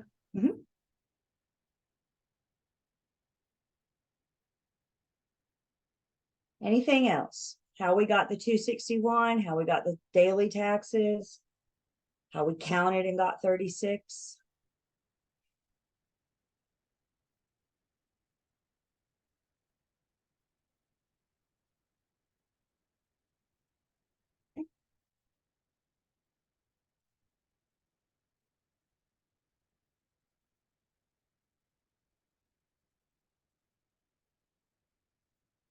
So now we're told debits and credits for the following items should be made to common practice. What the heck is common practice? Pages 561 and 562. How do we know what's common practice? Because we're using our formulas on 561 and 562. The importance. Maybe take a picture of 561 and 562 with your phones. So when you're out and about, you can look at those. I had somebody rip it out of their book once. I would not recommend that, but maybe make a copy or take a picture of it so you have it. That's how we know what common practice is. That's how we know what we're typically going to do unless the problem tells us otherwise. Oh, no. I keep doing that. Stop. Okay. So according to common practice, I got an earnest money deposit of $4,500. Move your mouths. Is the earnest money deposit going to be a credit or a debit to the buyer? See mouths move? I agree. We're going to credit the earnest money deposit to the buyer. They paid it once. And remember, y'all told your buyer when you went under contract, if you pay this now, this will be credited back to you at settlement. So now here we are at settlement. You got to do what you promised, right? So earnest money will be a credit to the buyer. Then we have some loan information. We're told I have a $175,000 new conventional loan. On the day of settlement, the loan amount will be a credit or a debit to the buyer. On the day of settlement, the lender is bringing this money on behalf of the buyer. The buyer cannot buy if the lender doesn't bring this money on their behalf. Today, it's a credit to the buyer. For the next 30 years, the buyer's going to pay the lender back. So the loan amount will always be a credit to the buyer. We have a conventional 30-year mortgage loan with a fixed interest rate of 7.5%. Hang on to that. We will come back to that in just a second. And then we're told we need to calculate a 1% loan origination fee and 2 discount points to be paid by the borrower. All lender fees will always be of the loan amount. The lender cares about their money. What is the lender's money? The loan amount. So all lender fees, anytime you see a lender fee, it's always going to be of the loan amount. So we have a couple different things to consider.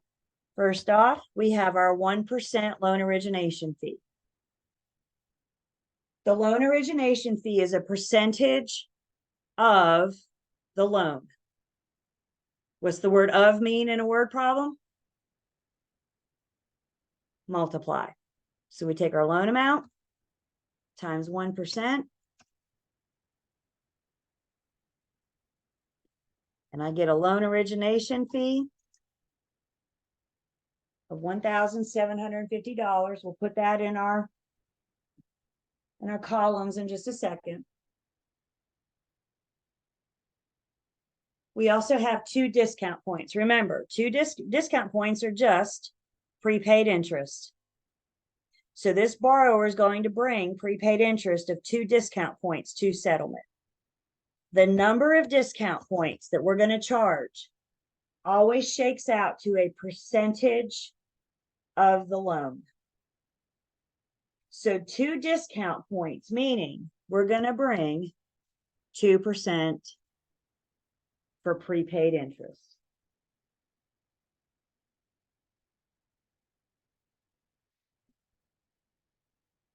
So we have a loan origination fee of 1%. And then we have discount points of 2%. All lender charges will be a debit to the buyer. That is money that they owe their lender. So I have my loan origination fee. We have our discount points.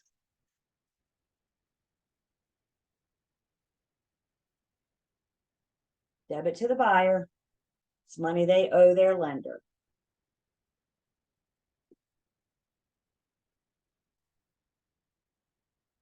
Questions on loan origination fee or discount points?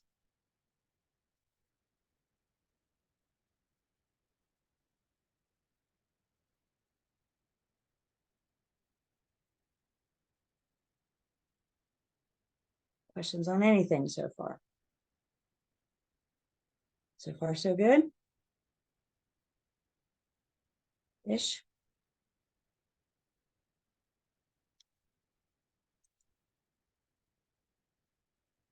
Let's go ahead and take our break.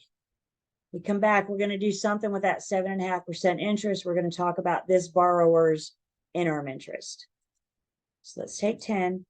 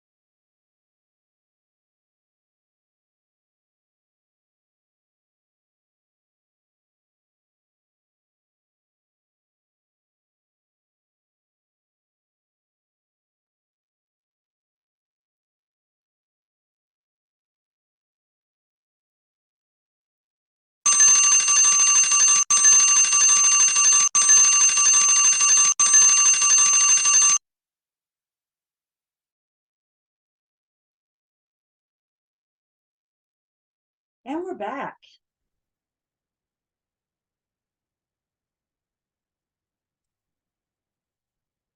So I'm going to take attendance. We're going to get back in our mini CD. So we did our loan origination fee, 1% of the loan. We did our discount points to be paid by the borrower, 2% of the loan. Questions on loan origination fee or discount points? And yes, we have taken attendance. Thank you. Next up, we got interim interest through November 30th on the borrower's new loan.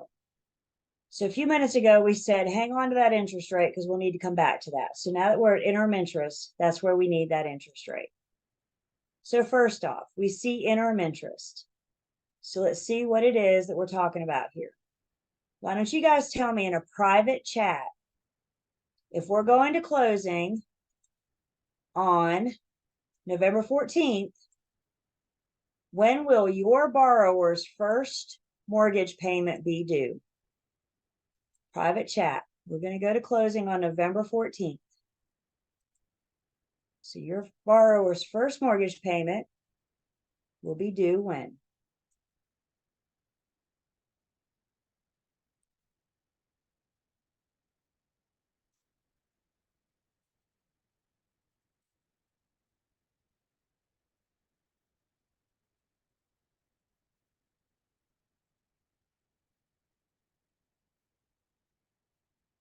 When?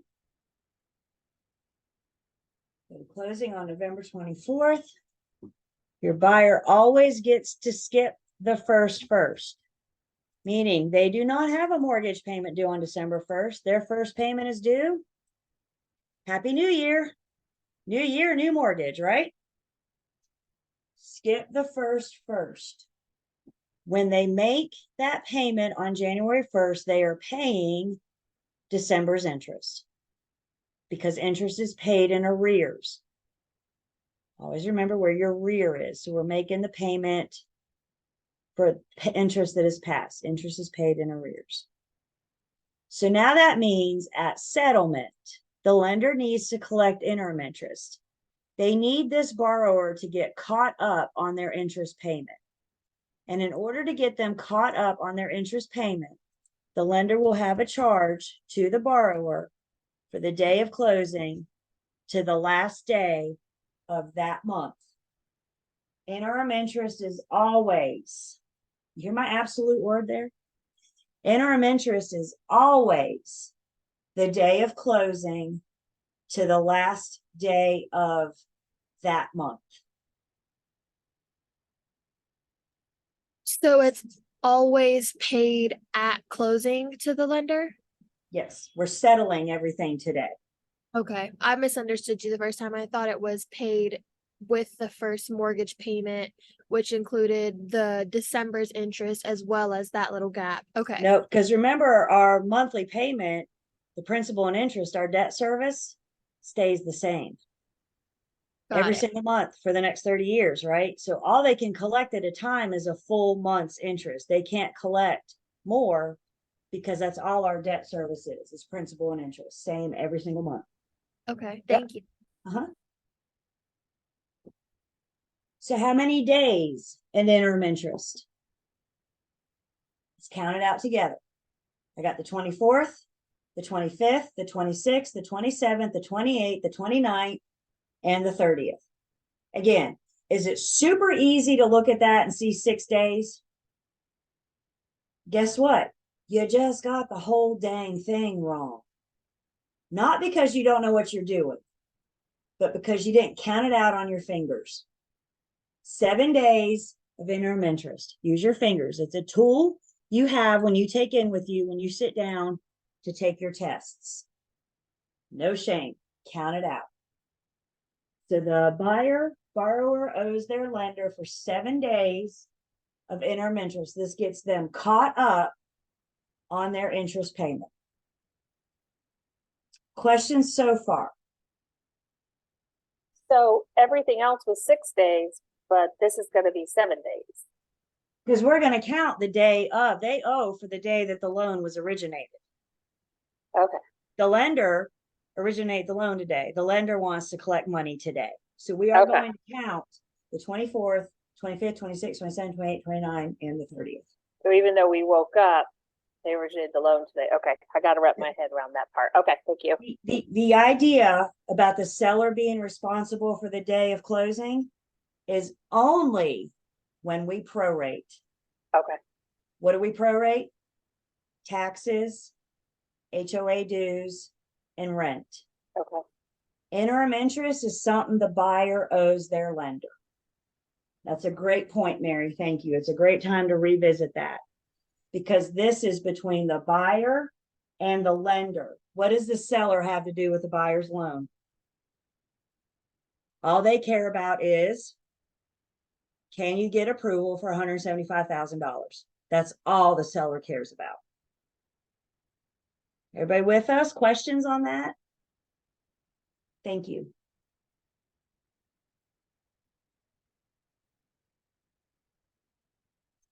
Now we need to figure out how much. So to calculate how much, we start with the balance, which on the day of settlement is the loan amount, times the interest rate. Balance times the interest rate.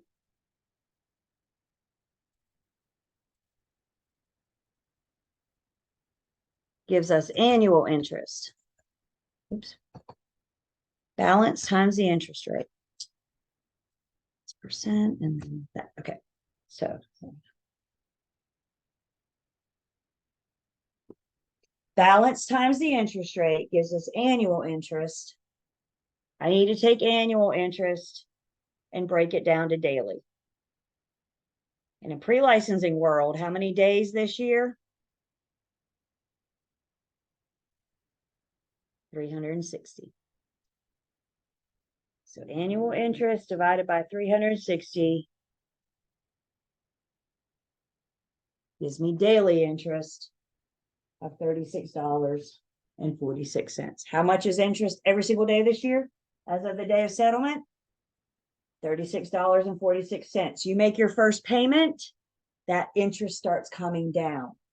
That's our amortization. You start by paying a little bit of principal and a whole lot of interest, right? And as you pay, that adjusts. We pay more and more on the principal and less on the interest. So for today, we can calculate daily interest at $36.46. We know that the borrower owes for 7 days of interim interest. So $36.46 times 7 will be a debit to the buyer of $255.22 for interim interest.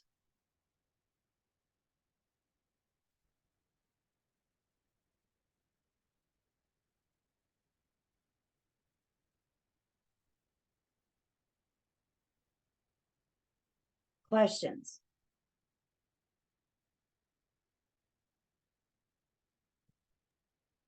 So that annual interest changes each year as the loan amount goes down, right? That's right. That's right. It changes each month.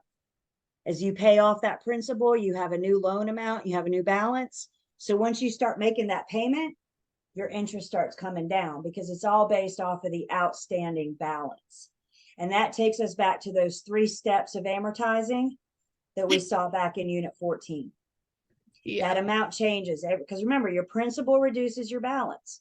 So when you make your first payment, your principal will be your loan amount minus that first month's principal. And you owe less going into February 1st. You owe a little less going into March 1st. So we always calculate interest based on what you owe right now. So can you explain the difference between the interest rate and the annual interest? And I know that may be a dumb question, but the interest rate is what the blender is going to charge for you to borrow this 175. You march in and say, give me 175,000. The lender's going to say, fine, you're going to pay me back at an interest rate of 7.5%. The interest rate is used to help us calculate annual, monthly, and daily interest. So the 7.5% is the one that can get locked and is for the life of the loan. Correct. Okay. And that's going to help us calculate that monthly principal and interest payment. Okay. It's Thank going you. to be locked in for the life of the loan. The interest rate and the payment are the same for the life of the loan. Yep.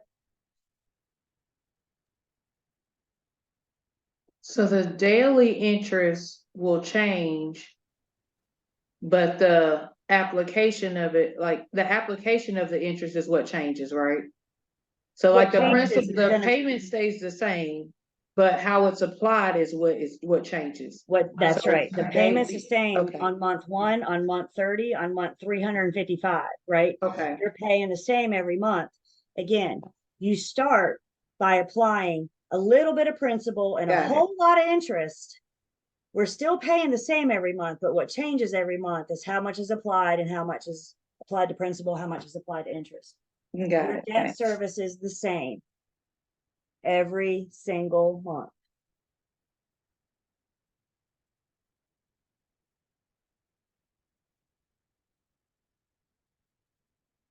Other questions on interim interest?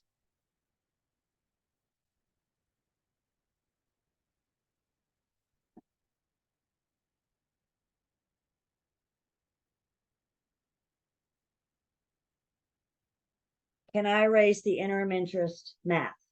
I'll keep my debit and credit columns. Can I erase the interim interest math? Good.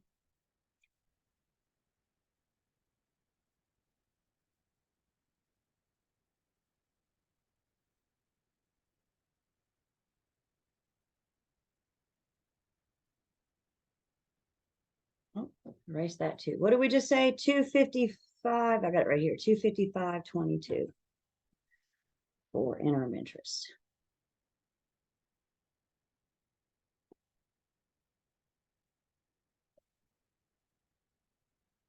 Moving right along. Now we have private mortgage insurance, or PMI.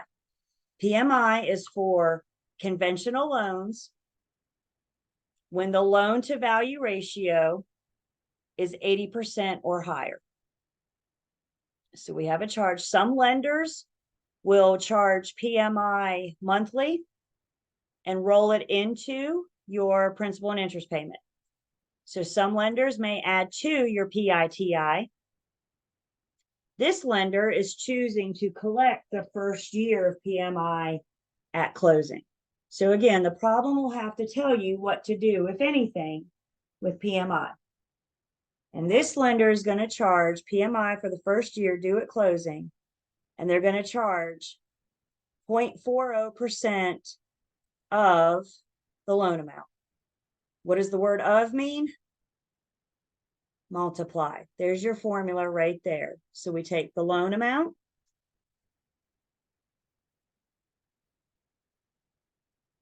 multiply by 0.40%.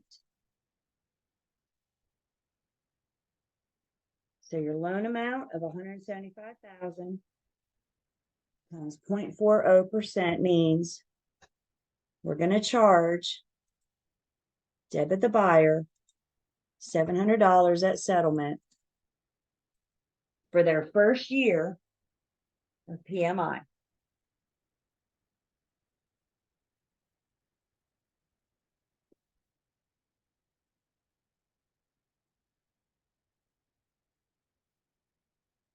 Again, all of these are a little bit different because guess what?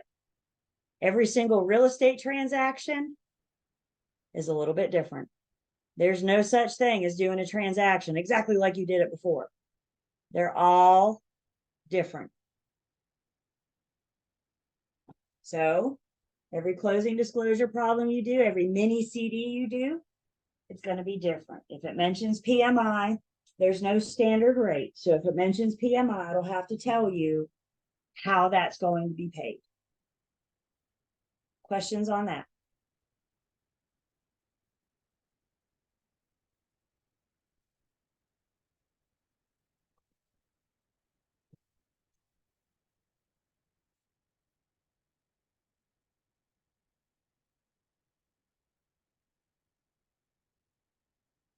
Then we have the borrower's homeowner's insurance premium, $444 to be paid at closing. Sometimes the problem will tell us what to do. So let's talk about homeowner's insurance for just a second. Homeowner's insurance. Insurance is always paid for coverage in advance. When you pay your car insurance, you're paying today to cover you for the next 6 months. When you pay your medical insurance, we pay what? The first of the month, and that covers us for this month. So when you pay insurance, you're paying for coverages for services in advance. Homeowners insurance is no different. The buyer's homeowners insurance policy is going to start as soon as that deed changes hands. As soon as the buyer becomes the owner, their new policy is going to kick in. And in order for that policy to kick in, the buyer has to pay for the first year at settlement. So there will be a debit to the buyer for the first year of homeowners insurance. The second year that the buyer owns the property, the lender will pay that on their behalf from their escrow. But on the day of settlement, we don't have an escrow account yet, do we? We don't have that originated. We don't have that funded. So how do we cover the buyer for the first year? We charge them for the first year of homeowners insurance. We will talk about homeowners insurance when we get to the escrow piece of it. Because there's always going to be two things that we do with taxes and that we do with homeowners insurance. So right now, we're just paying Allstate for the first year, for coverage for the first year that you are the owner of this property. Questions on that?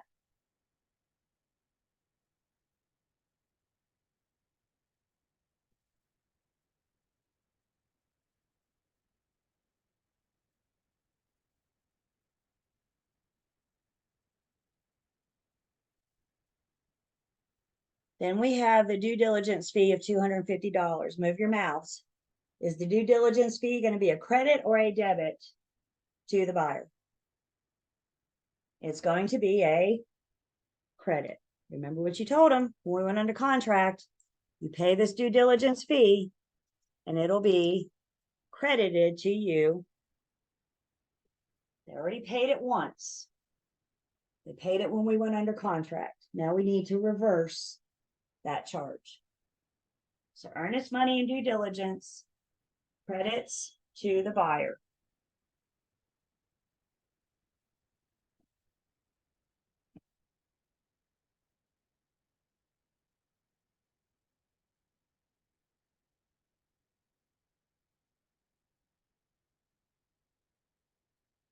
Then we got an attorney's fee of $450. Who pays the attorney's fee? First off, buyer. And you hear me say words like pay, owes, to be paid. That's a trigger for us that we're going to debit. The buyer hires the attorney. Thus, the buyer gets to pay the attorney fees. Debit the buyer.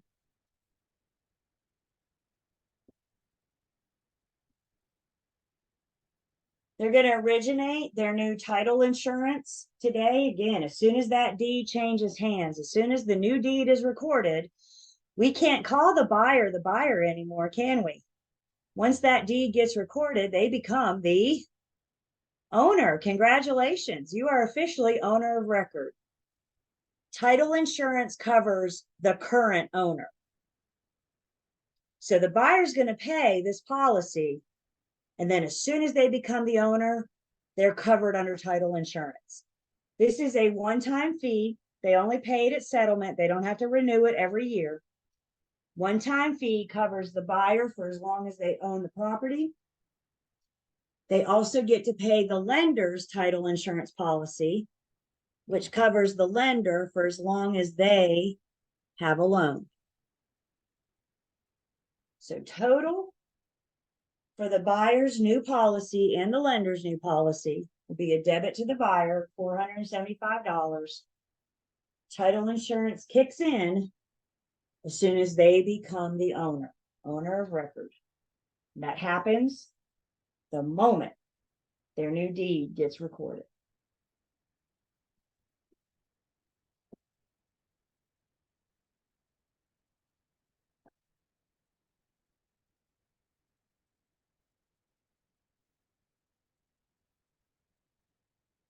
Then we have a $65 deed preparation fee. What do we know about the deed preparation fee?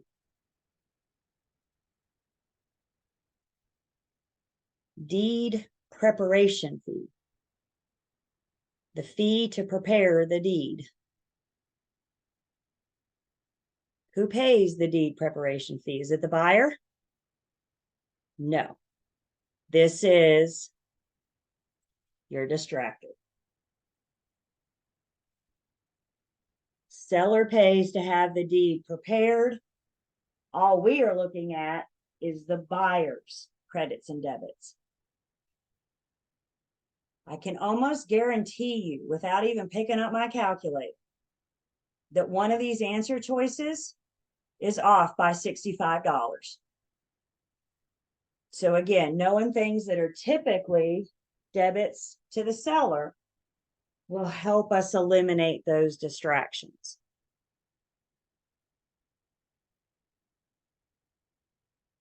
Now we have the deed recording fee. Whose best interest is it for them to record their brand new deed? The buyer. It protects their interest. So we have a deed recording fee of $15, deed recording fee. Questions?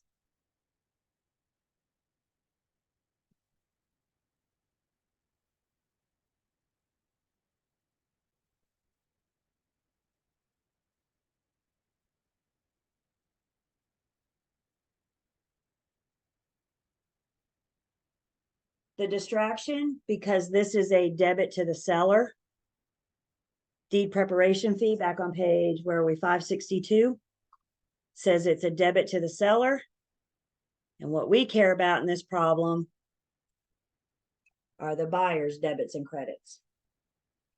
So the deed preparation fee would show up as a debit to the seller. See what they like to do to you guys? This is not me being mean. This is them.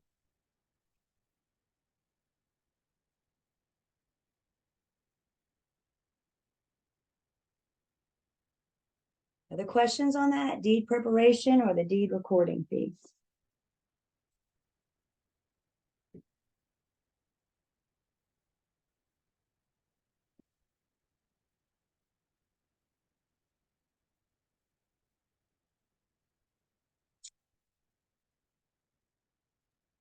Then we have a survey for $300. Again, unless we're told otherwise, all of the costs to the buyers during their due diligence, inspections, and investigations will be paid, except for appraisal, will be paid by the buyer at settlement unless we're told otherwise.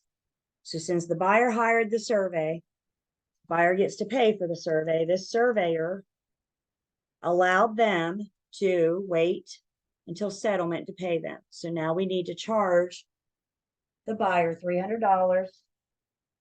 The attorney, as part of their closing process, distribution of funds, will write a check for $300 and pay the surveyor on behalf of the buyer. So they got to collect the money at settlement so then they can pay the surveyor, the inspector, pest inspector, all those due diligence people on the buyer's behalf.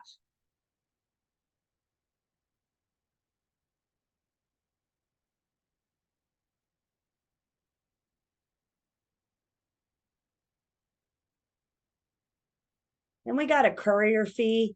There's always some kind of courier fee or wire transfer fee or some kind of nickel and dime you to death kind of fee. So each party pays their own respective fee. So in this case, there's a courier fee. We're looking at the buyer CD. So we know, and there'll probably be a $25 fee to the seller as well. But all we care about right now is the courier fee. Wire transfer fee is more modern.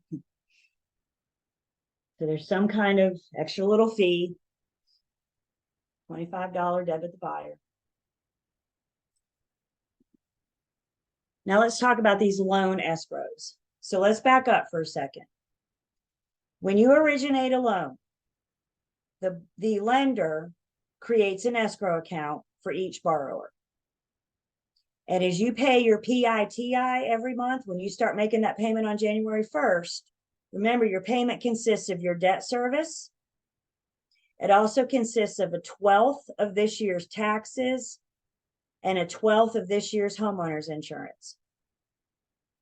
So you start making your PITI payment on January 1st, and you're paying a 1/12 of the taxes and insurance into escrow. So when those bills come due, the lender has the money to pay that on your behalf.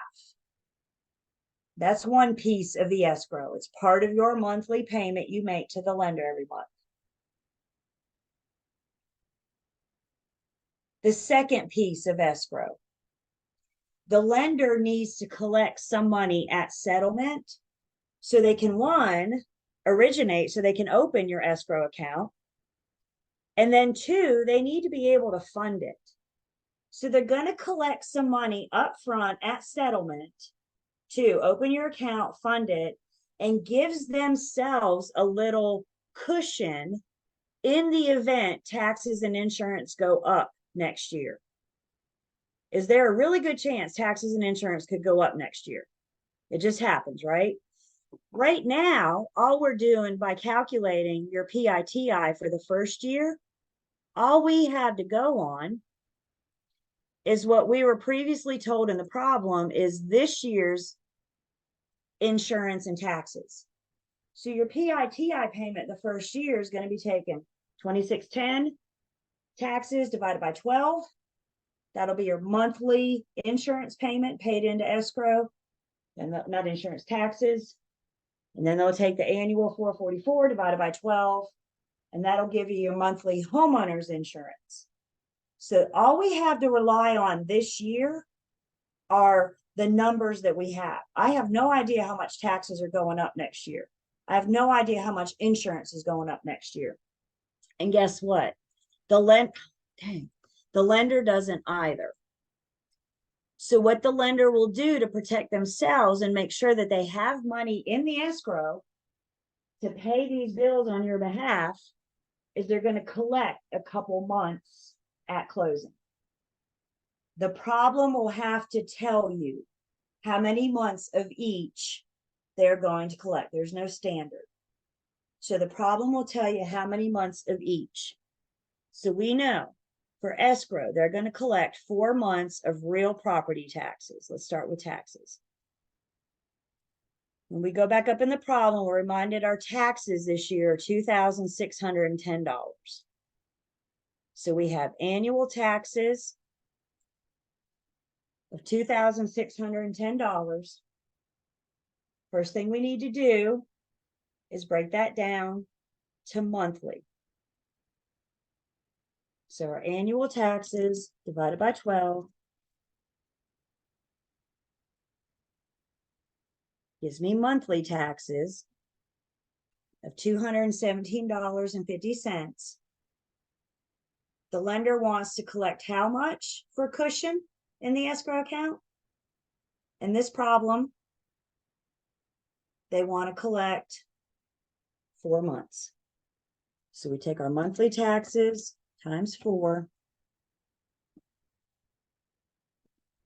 and we get $870. I'll show you just 1 second where we're going to put that. The lender also wants to collect 2 months of homeowner's insurance. Again, if we come back up in the problem a little bit, we're reminded of this year's homeowner's insurance, $444. Again, I need to break that down to monthly.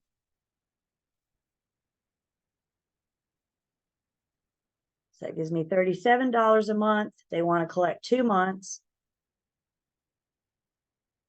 So there's $74. Now this lender has a little bit of cushion. So when taxes go up next year, when insurance goes up next year, they can still pay these bills on your behalf. The lender per RESPA is only allowed to collect a 12th of the current year's taxes and insurance every year. They cannot collect more than a 12th of the current tax bill. So they got to collect that cushion now at settlement because RESPA says you cannot charge. So my homeowner's on the call. You know, sometimes your mortgage goes up, doesn't it? Sometimes you end up paying the lender. You get your new payment coupon book or whatever, email, and you were paying X amount, but then you get an email saying you need to start paying a little bit more. Remember, your principal and interest stays the same. So what may cause your mortgage payment to go up or down? Taxes and insurance. This year's taxes and insurance. When taxes go up next year, the lender can take that amount, divide it by 12, and charge you that amount, always of the current tax bill. So to collect, to start your escrow and have the cushion, the lender is going to do a debit the buyer for escrow taxes and also debit the buyer for escrow homeowners insurance. They've got to tell you the number of months for each. Yeah. So would the buyer now owner after settlement not have to pay the first 4 months and that would cause their PITI? No? Nope. So we're going to collect a couple months of, you know, cushion here of wiggle room. This is just what this lender's choosing to collect. So remember, your first mortgage payment is due on January 1st. So your first mortgage payment is going to be your principal and interest, $217.15 for escrow. I'm sorry, for a 12th of taxes and $37 for a 12th of insurance. So we're going to collect some to have that cushion. And then we're going to start collecting a 12th of each with your first payment on January 1st. So the cushion stays in there for the life of the loan? That's right. And when you pay that off or you sell that home, you get that money back. You get your escrow account back. They're not taking your escrow money. They're just using your money on your behalf. Got it. So Okay. if you pay off, we paid off our condo a couple of years ago, and I went actually on December 31st. That's a great way to ring in the new year, by the way. And we went to the bank, did our thing, did our wire transfer. A couple of weeks later, I walked out to my mailbox and there was a check from my lender. And I'm like, sweet, what is this? Y'all know what it was? They were paying me back the money that I had in escrow. It's your money. It'll always be your money. We're just letting them use it on our behalf. Okay. That makes sense. Thank you. Of course. And again, that's what adjusts your PITI each year. Principal and interest stay the same. What causes your mortgage payment to adjust up? I say down, but taxes don't go down that often, do they? Homeowners insurance doesn't go down that often. But if they do, then your mortgage payment would be adjusted down. Other questions on our escrow?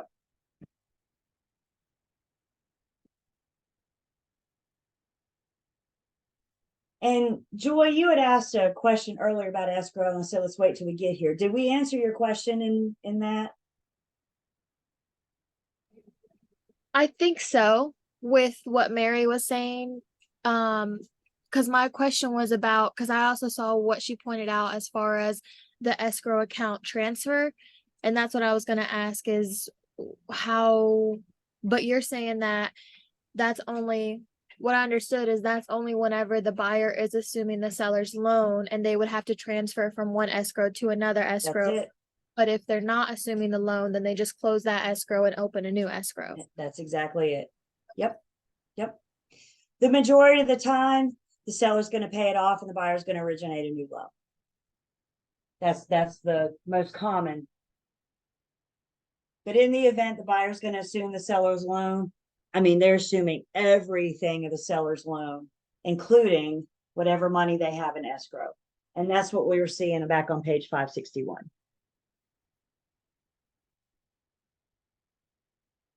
Other questions? Before we look at the final step, we're getting there.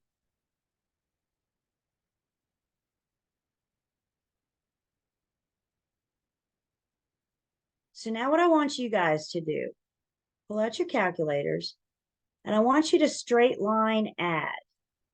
Add up your columns, add up your debits, and add up your credits or your buyers. So first, just add. And I'll give you guys a few minutes. Add up all your credits, give me an amount for that, or you don't have to put that in the chat. We can do that. So add up all your credits and add up all your debits.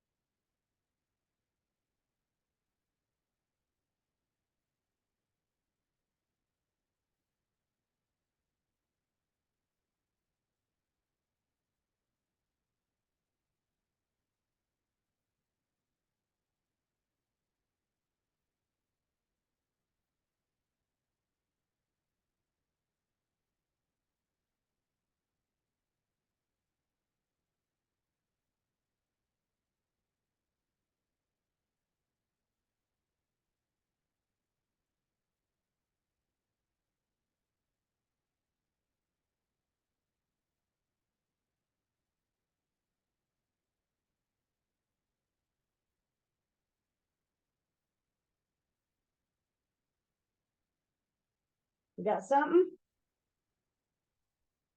Talk about what we got. First off, let's look at our credits. To recap, for the buyer's credits, we have the earnest money deposit, their due diligence, and their loan amount. Buyers don't have as many credits as sellers. They don't have as much money coming in. So credits by default are going to be smaller. So when we add all that up, I get total credits of $179,750. Then we look at our debits. Debits to the buyer. Purchase price, it's what they owe the seller. In this case, they owe the seller their portion of the taxes. There's our lender fees, the loan origination fee, the discount point and interim interest, and PMI, private mortgage insurance. There's your first year's homeowner's insurance policy, attorney's fees, title insurance, deed recording fee, survey, courier fee, and our escrows. We add up all of our debits, we get 219,869.22. Only one step left. Debits minus credits tell us how much our buyer has to bring to closing. Private chat. A, B, C, or D. What does our buyer have to bring to closing?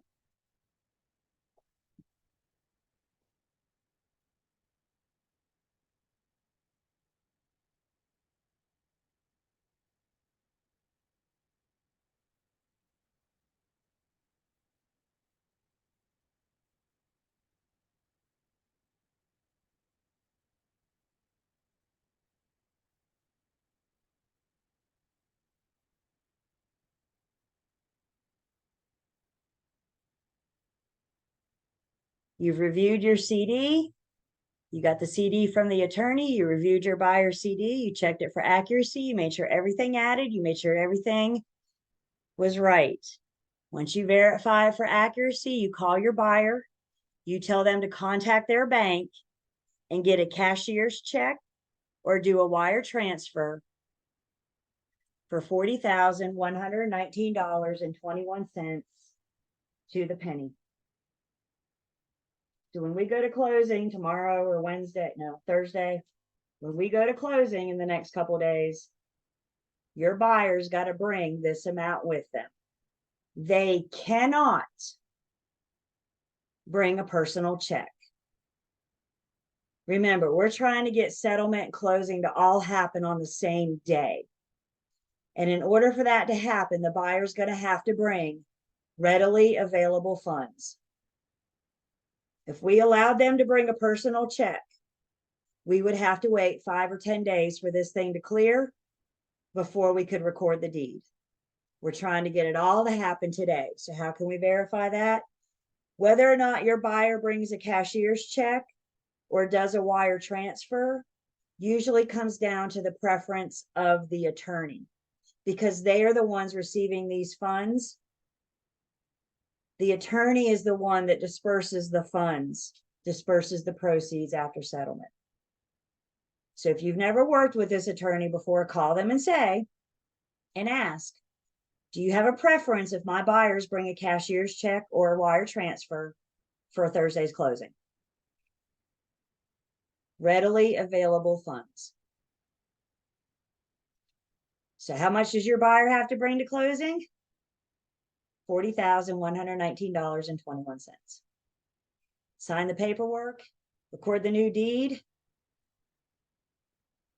We just did it, didn't we? Once that deed's recorded, you're going to get an email from the attorney. My favorite email in this industry. That email is going to say, we are on record. What does that mean to you? Go get your money. It's a done deal. Your buyers can get their keys. Congratulations. Go out for a nice dinner tonight. You've worked hard. You deserve steak and shrimp. Whatever your thing is.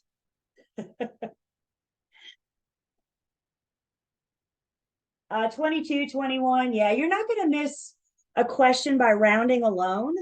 So in other words, if you calculated and you got 22 cents, we'll be able to look at those answer choices and see which one is close.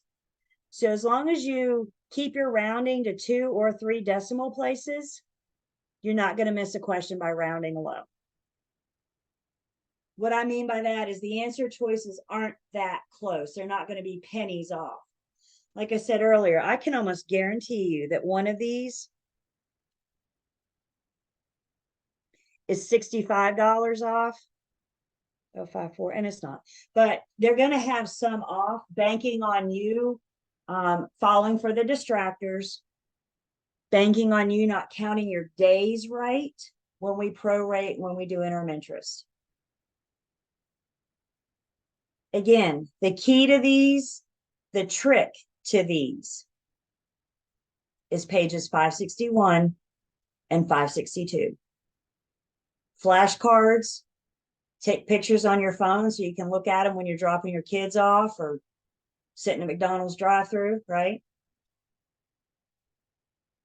65. Okay, yep, that's right. Thank you. So that's right. Thank you.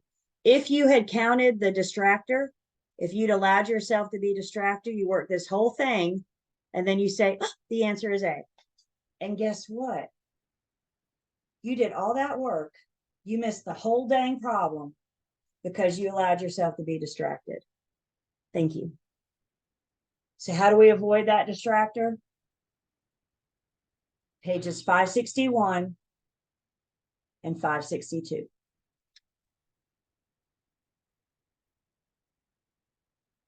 Yeah. Hey, Julie, first of all, that's a lot of work, man, for one point.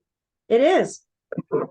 But it's definitely worth learning how to do it. My second question was, at the very beginning of the problem, you had mentioned something that we can eliminate 2 of them. just about the amount. Can you repeat that for us, please? That's, and that's when we prorated. So when we prorate, the first thing, when you see that word prorate, draw your timeline. I don't care if you're looking at monthly rent or monthly HOA dues or annual taxes. Draw your timeline so we can see what it is we're looking at. And if we go to closing in, I don't care, March, maybe that's more April.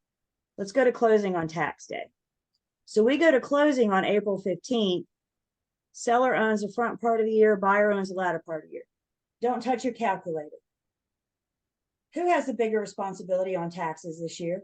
Who owes more in taxes this year?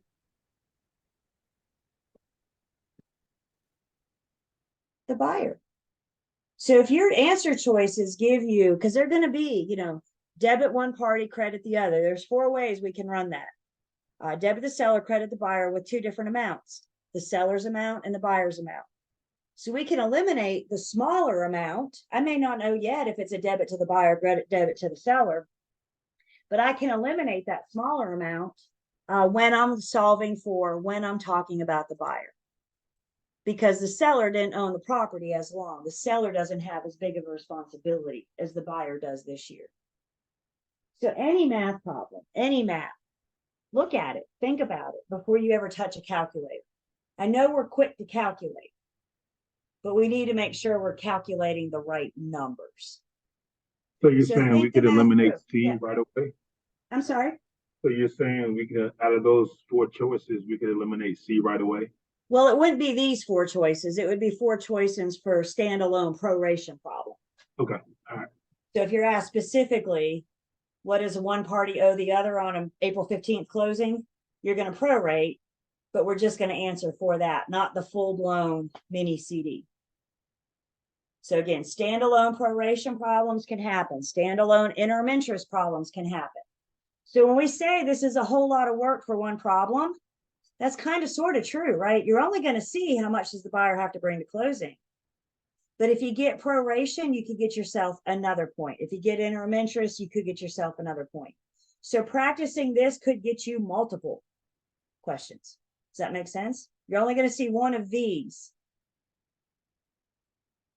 And Tim, you brought it up an excellent point. You said this is a lot of work for one problem. And I agree. I agree completely. Back in the day when I took pre-licensing, 2008, y'all, we had to do a full-blown settlement statement. We didn't have this mini CD stuff. We had to do full-blown pages 541 and 542. They're not asking you guys to do the full-blown CD in pre-licensing anymore. All they're asking in pre-licensing is how much does the buyer have to bring to closing. When you come see me in post-licensing, now you get to do the full-blown. We're easing you in. That's what I was gonna ask actually. So, you're saying that with pre-licensing, just specifically for our test, for your test, and for the state exam, there may be a question where we have to do this and only answer the one question of how much the buyer has to bring settlement. That's what the question's asking. Yep. But in post-licensing, it'll be, when you say full blown, we just did the full blown. And it'll Nope. be a Nope. question. We did a mini. We did a mini. So look with So me. there's more? Oh yeah. Have you calculated your seller yet? Okay. Right? So look with me. Everybody, please look with me on page 541.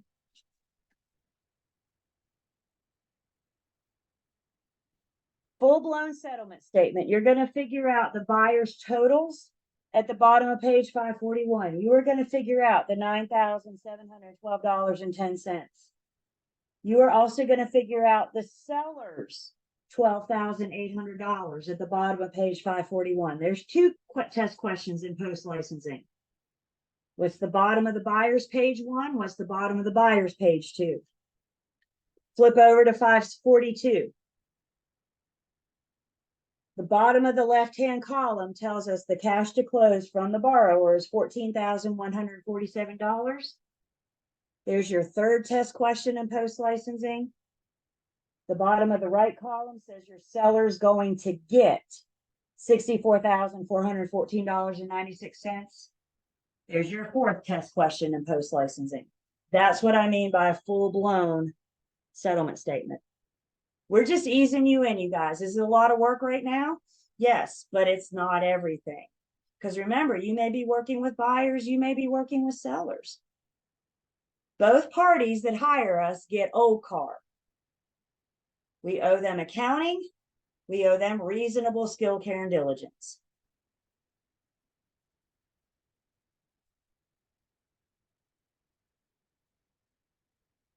These take practice. You guys just met this, what, an hour and 20 minutes ago?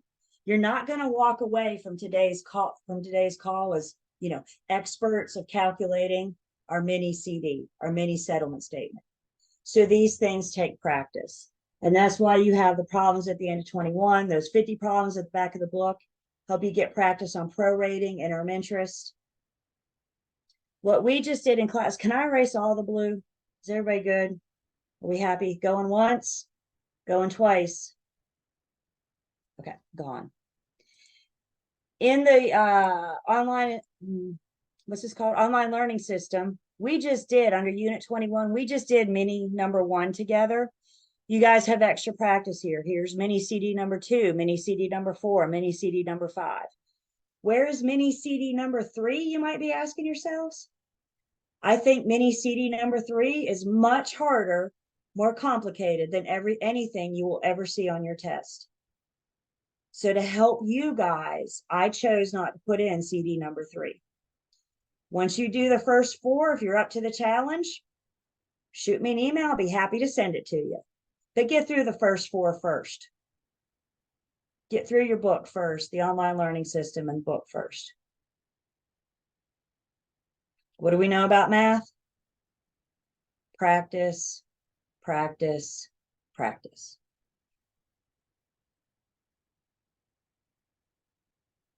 Other questions?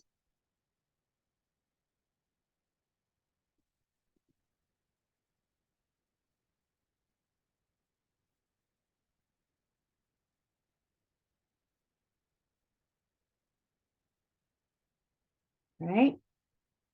We're putting 21 behind us for now.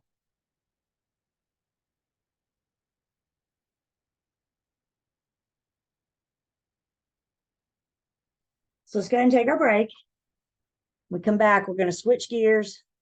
We get to put on our appraiser's hat when we come back from break. So let's take 10.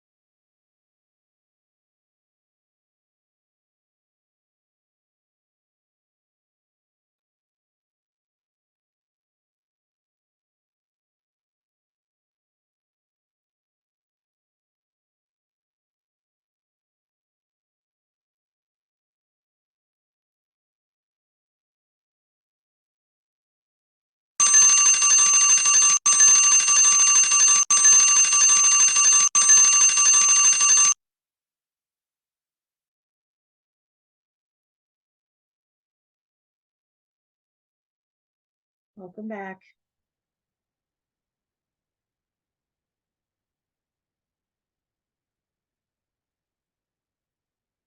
I'm going to take attendance. Before we jump into 17, a couple things. First off, we talked about this math workbook. Kind of gives you the extra practice, extra explanations. If you're having a hard time, if you're struggling with some of this math, refer to this booklet, because again, it kind of walks you through like estimating net to seller, for example. It walks you through brokerage commission, unit 8 math. So it gives some explanations with some extra practice. Also remember with the math workbook, again, the star is the first page, because the first page tells you what you can expect to see math-wise on your broker license exam. This is your state exam. It also tells you what you can expect to see on my exam. So please don't feel like you have to learn all the math right now. Let's just focus on the math that you're going to see on our exam in a couple weeks. And then as you're getting ready for that state exam, you got the recording. My YouTube channel stays up for a couple years. So you got the recording. You can go back through qualifying a buyer.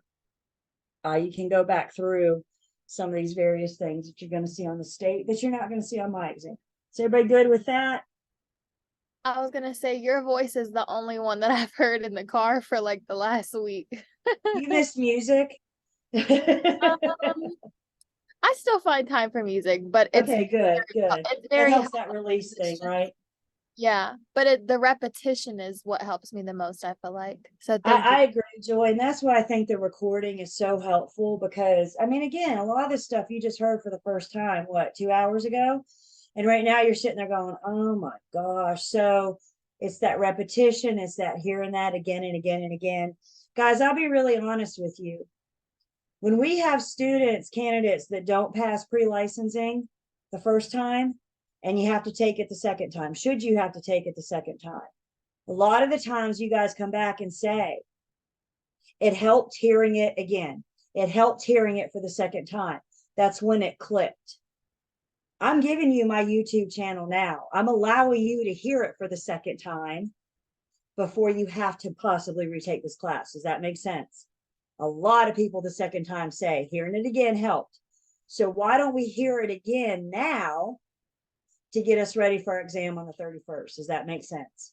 So use that to your advantage. If you're not utilizing the YouTube channel, it's available. If you need the link to the YouTube channel, I try really hard to remember to put it in the chat after class. So if you need it and you help me remind me, I'll stick around for a second and throw that in chat so you can click it. If you don't want to stick around after class, just shoot me an email or a text, and I'll be happy to reply with the link to our YouTube channel. Other questions or comments? One quick one about the test. And I know you said it, but my brain, needs help again. I get it. So you said from the time we finish, if we don't pass your final, we have like September 5th is our second one. From the time we finish, we have 6 months to take our exam for the state. Your 6-month clock starts when you submit your application, once your When we application's been approved. Okay. So it's not the end of the class. It's whenever your application gets approved. That starts your 6-month clock. If we need to retake that, because you said sometimes people don't pass and whatnot, how many times, what is the time window for retaking? Retaking the test? Yes, from the time you've been to school to retaking. What is Okay, that so timeline? you have 3 years to pass. Oh. Your Okay. certificate of completion that you get from Lane when you pass this class is good for 3 years. Okay. Your application is good for 6 months. Okay. So if you don't pass both sections within 6 months, you have to submit your application again. Okay. Okay, 3 years from now, let's see, that would be August of 24, 25, 26, August of 2026. If you haven't passed both sections by then, you got to do the class again. If that's the one that you said that rules and everything have changed within that time and you need to, yeah, okay. You Okay, will now I always be remember. tested on Thank the you, current. thank you. Yep. So if you wait 2 years, you wake up in August of 2025 and say, real estate license, please reach out to me because I'm going to send you an updated YouTube channel. Because if you haven't touched this stuff in 2 years, I need you to start over and I need you to make sure we got the current material. So if you don't test right away, remember, Lane and I aren't going anywhere. So once we're done on August 31st, if you need help, if Lane and I can help, we're still here. We're still around. So please don't think I'm out of your lives forever on August 31st. I'm still around if you need help. When I say never hesitate to reach out to me, I mean throughout this whole entire process. Okay. YouTube channel. Lane, on the online learning system, you'll have access to this for 4 months after class. If you need it for longer than 4 months, just reach out to Lane or I. We're happy to extend it if we know. If I don't know, I can't extend it. So you want to wait a couple months, you want to wait some time, 4 months has passed, you can't log in, you can't get access, just reach out to us. I had a lady, she took my class and she finished in October, November 2020. Her 3 years is about done, isn't it? She woke up one day and thought, like a month ago, and thought, my 3 months is over. I want my license. And she called Lane and I said, what do I do? And both of our answers to her were, it's been 3 years. You got to start over. She's got the YouTube channel. She's got current online learning system, and she's trying to go through and relearn this material really quick before that 3 year expires. So keep your eye on that.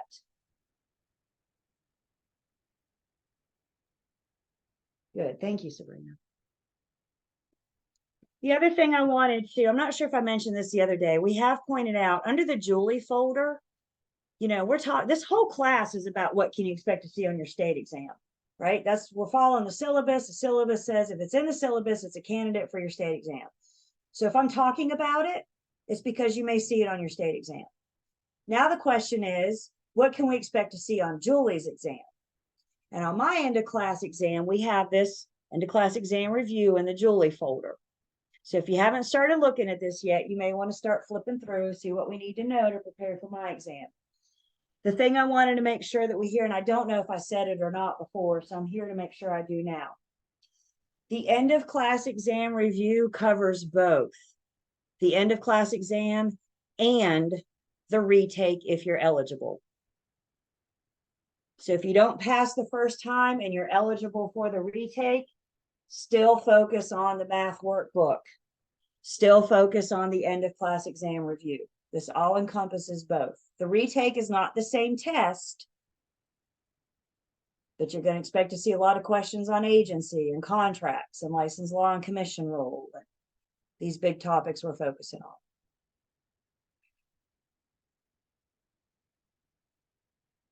Did I take attendance?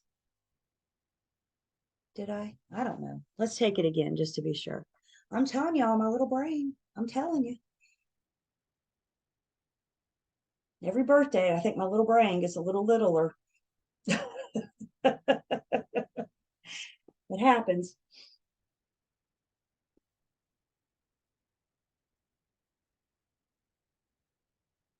All right.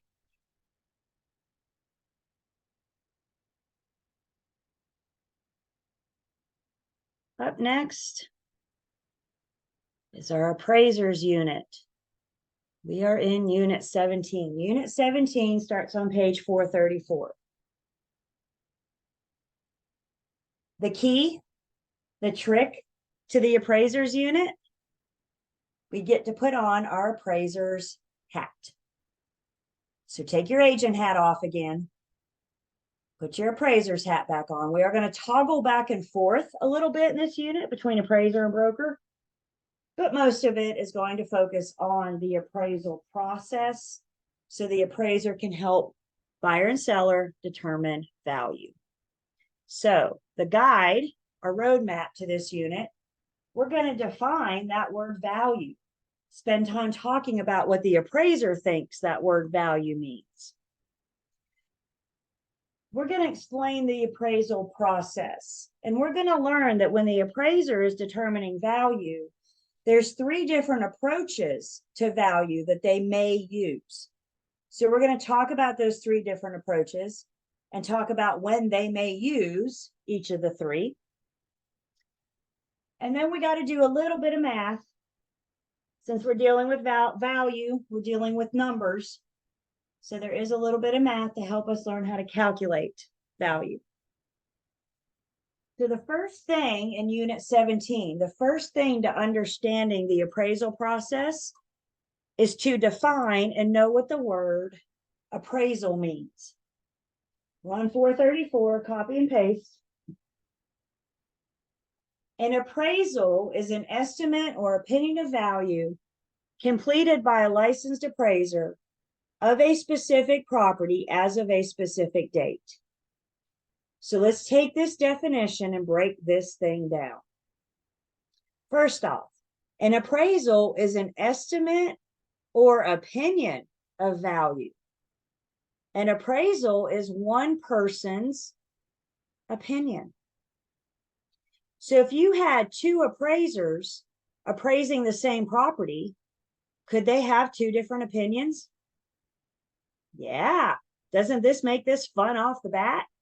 You could have 2 different opinions. You could have 2 appraisers with 2 different opinions. It's just one person's opinion. Appraisals can only be completed by a licensed appraiser. There is appraisal school that you got to go pass a test. Once you pass the test, you are now allowed to follow an appraiser.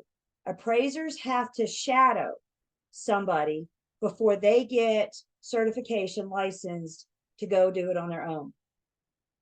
And I have heard that new appraisers, in order to fulfill that criteria of shadowing a seasoned appraiser,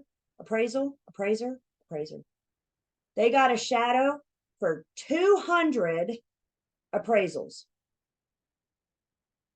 This is a process to get your appraisal license. You take the class, you pass the test, and then you follow somebody around for 200 appraisals before you're allowed to go do it on your own.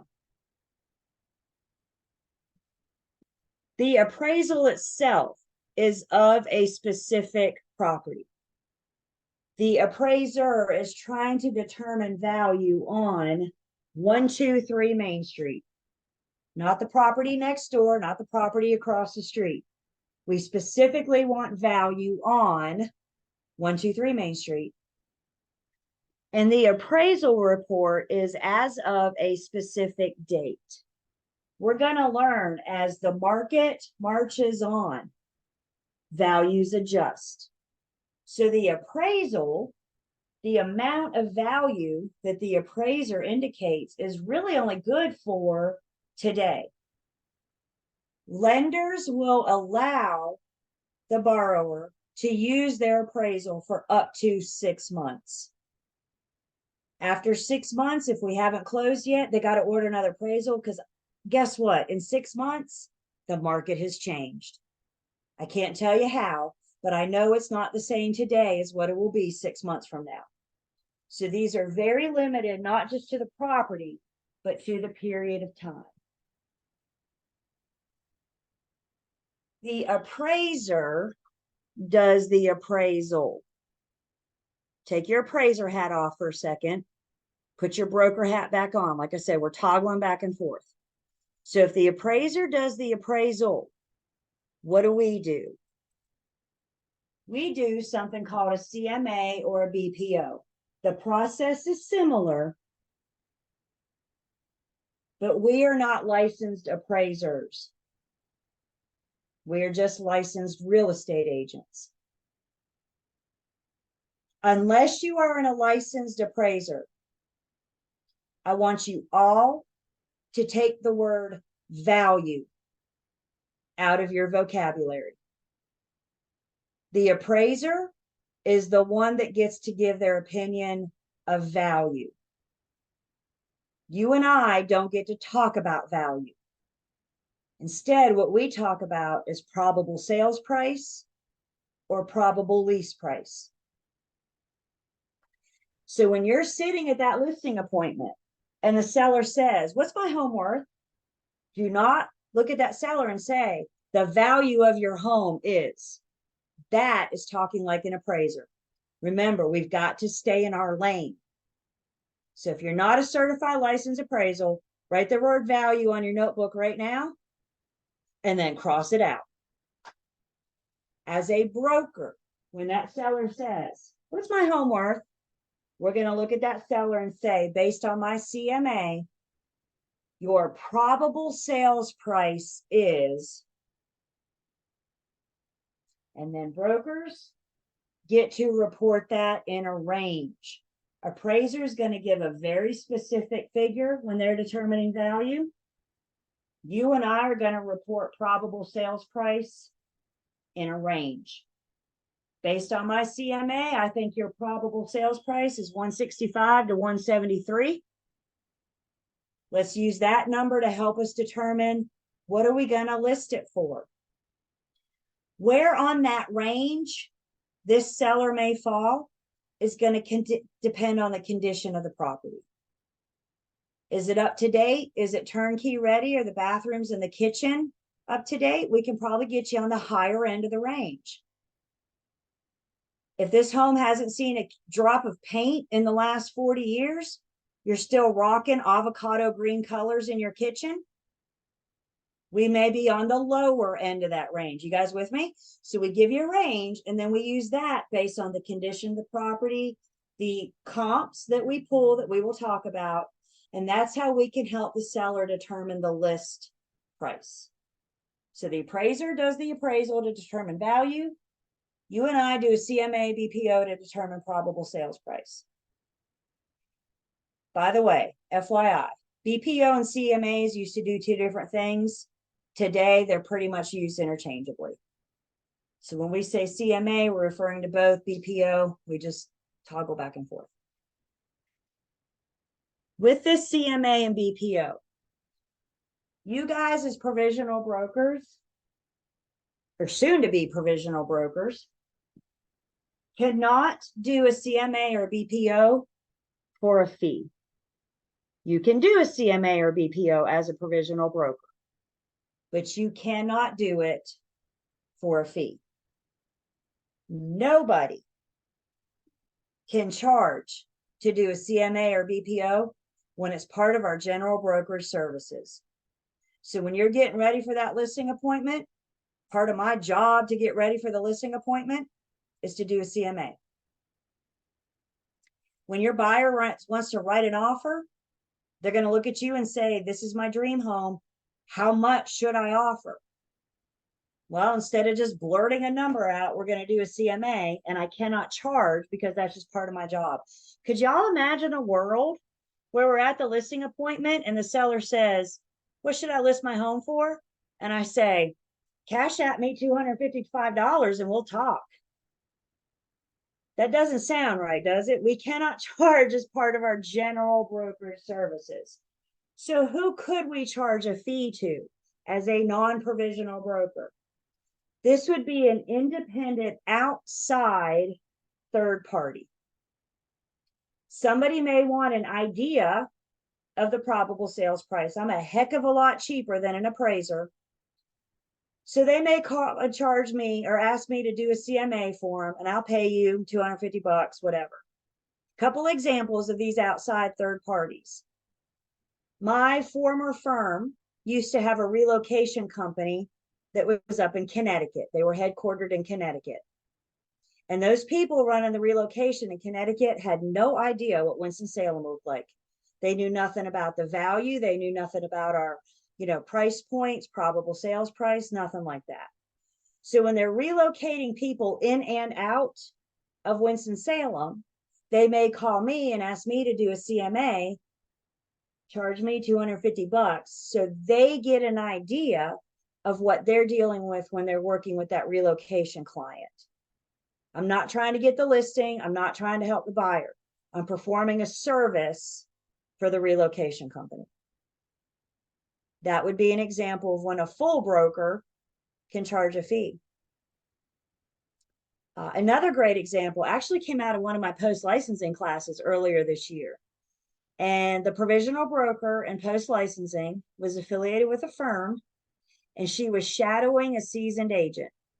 So wherever the seasoned agent went, she was tagging along like kid sister, you know, she was there. And the agent that she was shadowing got a call from a divorce attorney. And the divorce attorney was trying to settle the divorce. And part of the settlement of the divorce was determining what the house was worth, what the home was worth. Again, I'm a lot cheaper than an appraiser. So instead of hiring the appraiser to determine value, that divorce attorney was okay with hiring the broker to determine probable sales price, because we're not getting the listing, because it was above and beyond an impartial third party, we can charge a fee. So a couple, and there's other examples out there, of course. Right now, we just need to understand provisional brokers cannot do these for a fee. You want to do these for a fee, drop your provisional status. And nobody can charge a fee when it's just part of our job. We're going to talk a little bit more about CMAs and BPOs. One of the appraisers' approach to value actually parallels CMAs and BPOs. So once we start talking about the appraiser's 3 approaches to value, we'll come back and revisit CMA and BPO to determine what those mean to us and what our obligations with preparing these things are. Questions so far? Yes, ma'am. So in the example that you gave about the attorney, instead of hiring an actual appraiser, hiring a real estate broker to give them a comparative market analysis, they're not able to then, like, let's say they then want to go and get an appraisal done, they're not able to come back and hold you accountable for the appraisal and the comparative market analysis not matching. They're not going to be exact match, but if I'm way off of the appraisal, then yes, I can be held accountable. Because when we're performing these things, we're expected to perform them in a competent manner. This takes us back to OCAR, reasonable skill, care, and diligence.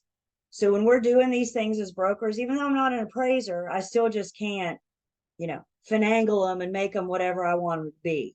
I still have to perform these with reasonable skill, care, and diligence. So if I'm a little off, nobody's going to get excited. If I'm way off, I could be facing disciplinary action for acting unworthy, incompetent, and not performing these in a proper manner. Okay, thank you. So let's take our broker hat back off. Let's put our appraiser hat back on. And let's talk more about this word, value. Value is just the relationship between a desired item and a potential buyer. We all know value's in the eye of the beholder, right? So the big question to value, or a big question to value, is who is trying to determine that value? Guys, I'm going to tell you right now, sellers by default, by the very nature, have higher value on their property. Because to the seller, this property is a home. Blood, sweat, and tears went into this thing. Remember when little Johnny fell right there and scraped his knees? Oh, I mean, we have memories. We have value in the home. To everybody else in the world, this property is just a house. So coming into this transaction, understandably, it stands to reason that buyer and seller are looking at value through 2 different sets of eyes. So when we're trying to determine value, the appraiser is trying to determine value. They're looking at the relationship between the property and the potential buyer. And in order to have value, value has to have dust. Value must have demand. There's got to be a need or a desire for it.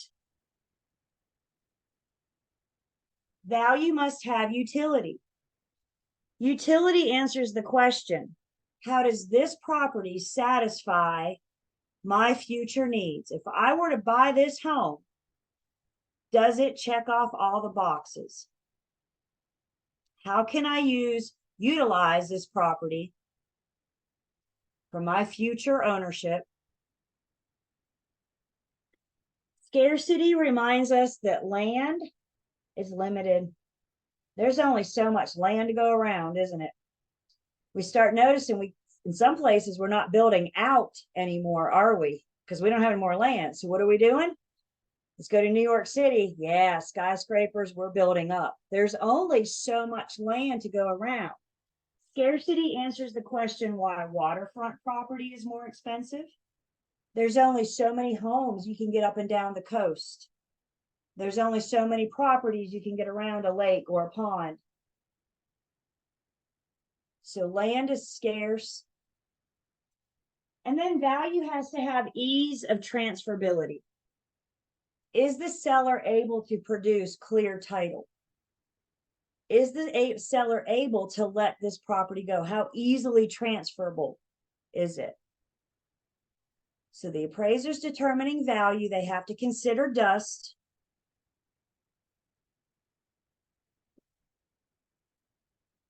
Market value is the most probable price that a property will bring in a fair and open market. Fair and open market. Transactions need to be at an arm's length transaction. An arm's length transaction, buyer and seller don't know each other. If buyer and seller have a relationship, bless you. Goodness. If buyer and seller have a relationship, then there's a chance you can get the property for a discounted rate. Let's say, for example, my parents decide they want to sell me their house. I doubt that would be at an arm's length transaction. I hope they would give me the only child discount and sell it to me at a discounted rate. I hope my parents would not charge me the same thing that they would charge you. Does that make sense? I feel like I have an advantage coming into this transaction because I get to call them mom and dad. An arm's length transaction, people don't know each other. The emotion is out of it. Catch my parents on the right day of whether or not they'll offer me a discount or not. No, I'm just kidding. So market value is the most probable price, still no guarantee. Because the appraiser can put their opinion on it, but truly, who determines what this property is worth? It's the buyer, because they're the ones that are deciding if they want to buy it. Guys, the buyer's a consumer. You and I are all consumers, whether you're shopping for a house right now or not. We are all consumers. If you go to the store after class today and you're flipping through a rack of sweaters and you pull a sweater off the rack and you say, my goodness, that's a nice sweater. I really like that. The color, the material, everything about this sweater is spot on. And then you look at the price tag of that sweater. And that price tag is more than what you would ever in your entire life pay for a sweater. What are you going to do with that sweater? Carefully put it back on the rack so you don't snag it, right? That sweater is not worth the value to you. So I don't care if we're buying a stick of gum or if we're buying a house. We are all consumers. And the buyer has to be able to see the value in the product in order for them to purchase it. The appraiser is just offering their opinion. They're offering that probable price that a buyer may be willing to able to pay for it. So let's compare market value to market price. The appraiser determines market value, that probable sales price. The market price is what some buyer somewhere in this world was willing to pay for it. The appraiser predicts, based on my numbers, my research, my 3 approaches to value, this is what I think somebody will pay for it. The buyer's the one that determines what we actually pay for it because they were willing to do it. With sweaters, we can use that same analogy with houses. If the seller overprices it, if the seller gets greedy, you say the probable sales price between 165 and 172. Your home is in good condition. Everything looks great. Let's put it on the market for, I don't know, make a number up. Depends on the market, depends on the condition. So many other factors. Well, let's say we decide to list it at 178 because we know we're going to get a probable sales price, or we feel like we're going to get a probable sales price for 165 to 172. So we suggest to the seller, based on my CMA, I say we list your home for 178,000. And the seller says, yeah, okay, that's nice. Can we list it for 212 and see if anything happens? We can try, we can go back and revisit the numbers. Guys, sometimes sellers, unrealistic sellers, if you don't believe in your heart of hearts that you can sell it for what the seller wants, I encourage you to consider if it's worth your time, knowing that we don't get paid until it closes. So if you have this aggressive seller, they're unwilling to look at the numbers, they're seeing value through a different set of eyes. And if you don't believe you can sell it, you may want to consider if you should even take this listing. This is why we do CMAs. This is why we have conversations with the sellers about what we think their probable sales price can be, so we can use that to help us find the sold price, the market price. So market values, the appraisers, anything values the appraisers, what it actually sold for, what the buyer was willing to pay for it is the market price. Let's also compare market value to market cost. Market value is the appraisal process. Market cost is the amount of money that went into the property while you owned it. A new roof has more value than a 30-year-old roof. A new HVAC system has more value than a 15-year-old HVAC system, right? Things have more value when they're new, but guess what, you guys? They only hold so much, because when a buyer buys a house, isn't the expectation that this house has a roof on it? Isn't the expectation that this house has a HVAC system? So the roof only holds so much value. Buyers expect a roof when they buy a house. Also, have you guys ever heard the saying or the expression that the moment you drive a brand new car off the lot, the very first time it hits road, it starts losing value, doesn't it? You put 1,000 miles on it, it's still got a lot of value, but not as much as what it did when it rolled off the truck. Same thing with that roof. As soon as you get your first storm or your first wind damage or sleet or whatever, that roof does start losing value. Again, brand new roof has more value, absolutely. But doesn't a buyer's expectation expect a roof? With past costs, some sellers like to hand you a piece of paper and say, this is how much money I've put into this home. I bought a new roof 5 years ago. I bought a new HVAC system 8 years ago. This is all the money I invested into this property. And what we need to help our sellers understand, they're not going to get a 100% return. Because the roof is losing value. The HVAC is losing value. Question comes in my experience, is exterior paint color affect the value of a home? I don't know if it affects value unless it's like bubblegum pink or something like that. I don't know if it affects value. But again, value's in the eyes of the beholder. So if the exterior paint is a hideous color and it's chipping and it doesn't look good, it's not good condition, the buyer's not going to see the value in that home as if it had new paint. Does it actually tack on dollar signs? Probably not. But remember, value is in the eyes of the beholder. I was on a listing appointment once. I did my CMA before I went. I did all the research of the home. I met this couple to list their home, and they were the loveliest couple, the nicest couple you've ever met in your entire life. And we were at our listing appointment, and we got to the point of the listing appointment where we were talking about, what do I think you can sell your home for? What do I think we should list it for? And I looked at those sellers and I said, I think based on my probable sales price, based on my CMA, your probable sales price is going to be between, I think I said 95 and 103. And my sellers looked at me and said, I think we should get 120. We're a little off, aren't we? It's not over yet. Let's have a conversation with the seller. Let's make how do you get 120? How do I get 95 to 103? How do you get 120? So we had this conversation because we have two different opinions of value at this point. So what can we do to get on the same page?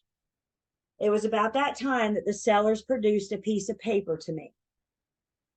This is how much we spent on the deck. This is how much we spent on the HVAC. This is how much we spent on the property. They were pretty much wanting 100% return. And I had to explain to them, it's like driving the new car off the lot.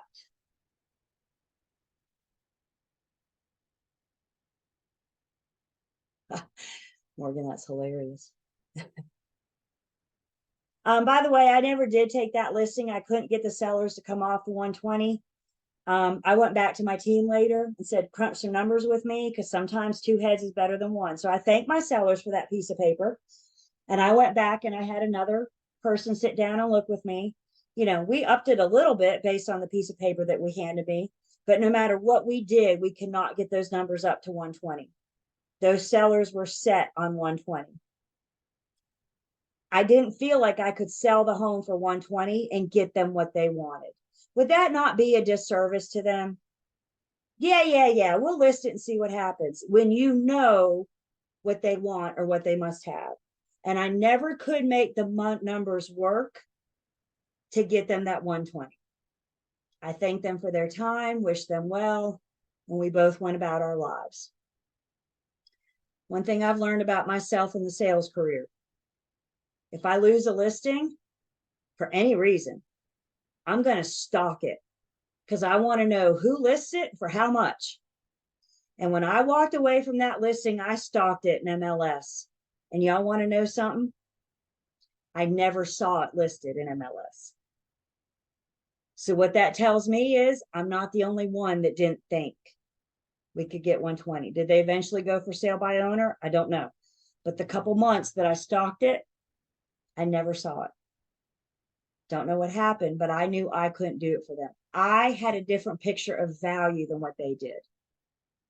And adding up those past expenditures didn't help them. I appreciated what they were saying.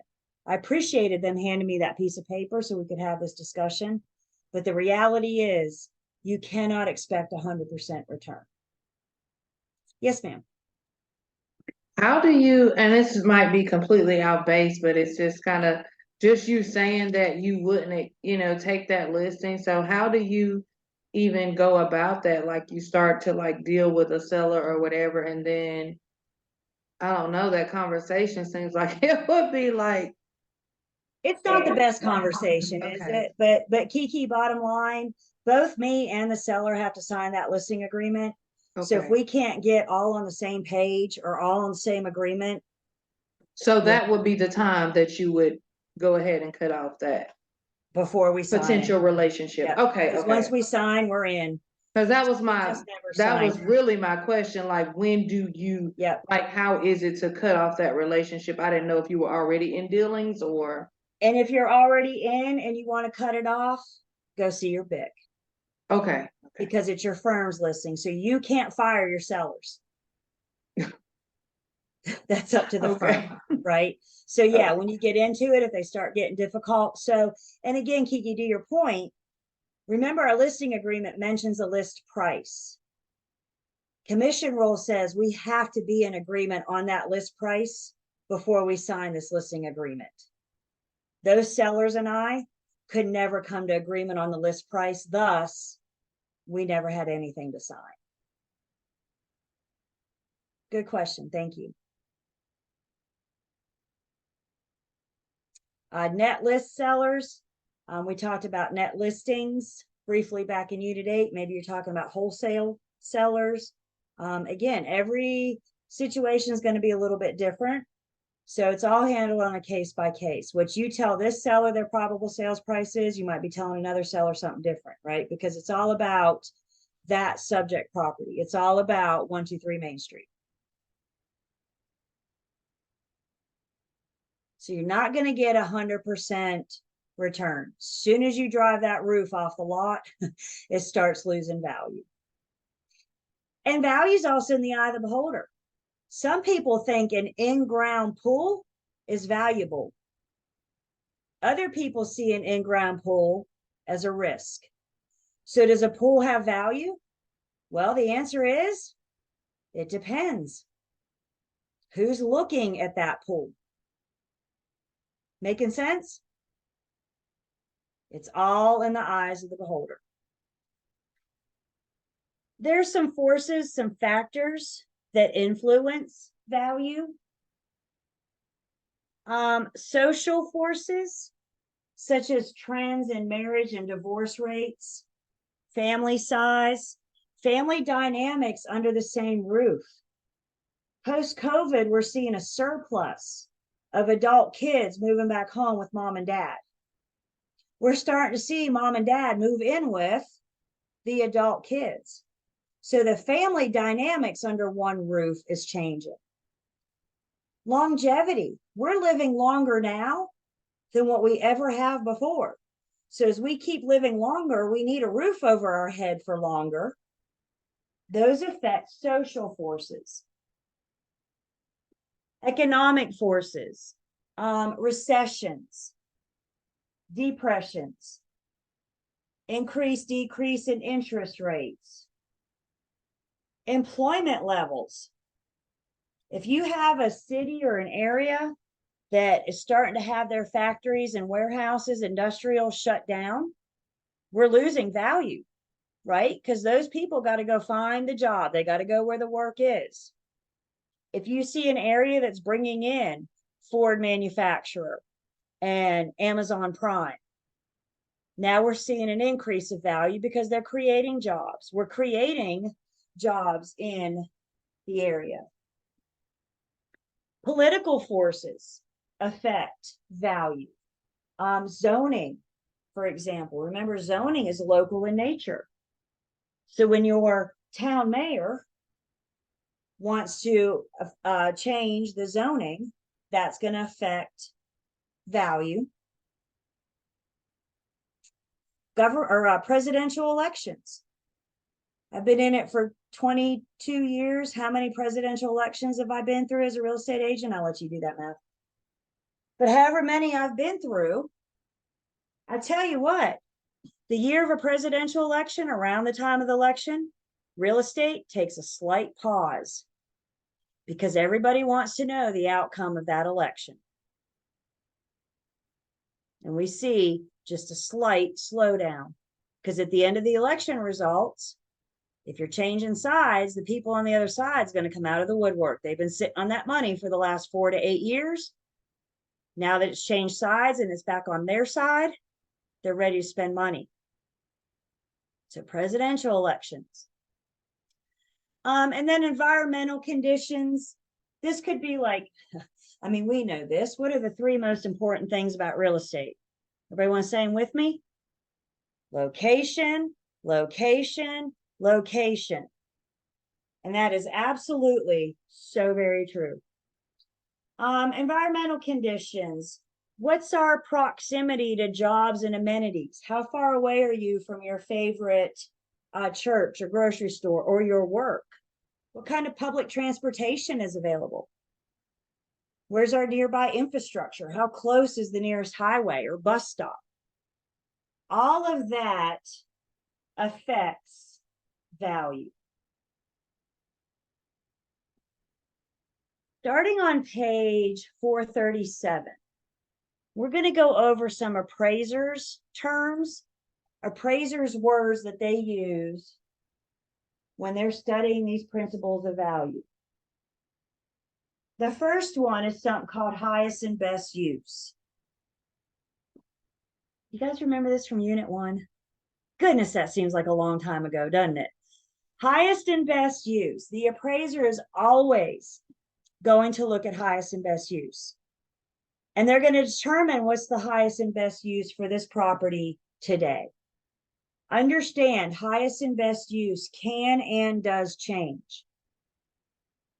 Also understand a property can only have one highest and best use at a time.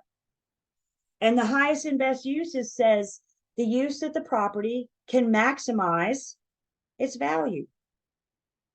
Is it being used in its current highest and best use? And that affects value. Think of your favorite shopping center. My Winston-Salem people, let's go to Thruway Shopping Center. Would it surprise you, and I don't know this, but we're just speculating, would it surprise you if we said maybe once upon a time ago, Thruway Shopping Center was not there? And instead of Thruway Shopping Center, there was, I don't know, farmland, agricultural. Maybe they grew corn and wheat and soy. At that time, that area's highest and best use was agricultural. But then downtown Winston-Salem started growing out. And we added roads, and we added Salem Parkway. We constructed highways and roads around. And now it's no longer good for farmland. Now the highest and best use of Thruway Shopping Center is retail, commercial. Because that's how it can maximize its value. Again, the appraiser is always going to study highest and best use, determine the highest and best use of the property. Other appraiser terms, substitution. The theory of substitution says that when a consumer has a choice between two products that are relatively the same, pretty much the same thing, same amenities, same, pretty much the same. The theory of substitution says that the consumer will purchase the least expensive of the two. We're looking at two products that are essentially the same. The theory of substitution says that the buyer, the consumer, will purchase the cheaper of the two items.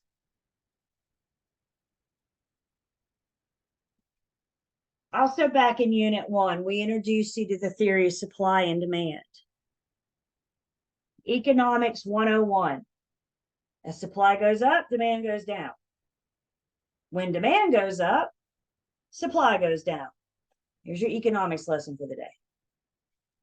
In real estate, we don't sit around and talk about supply and demand. In real estate, we talk about a seller's market and a buyer's market.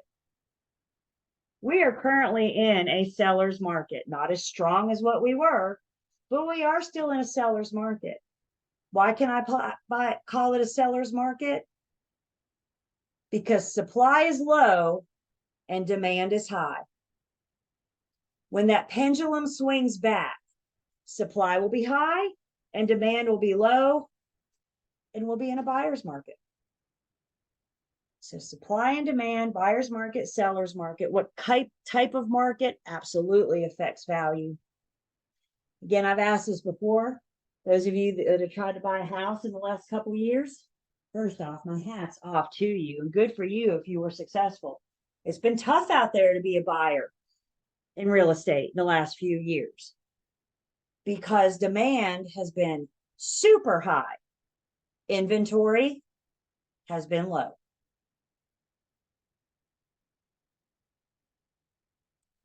Conformity.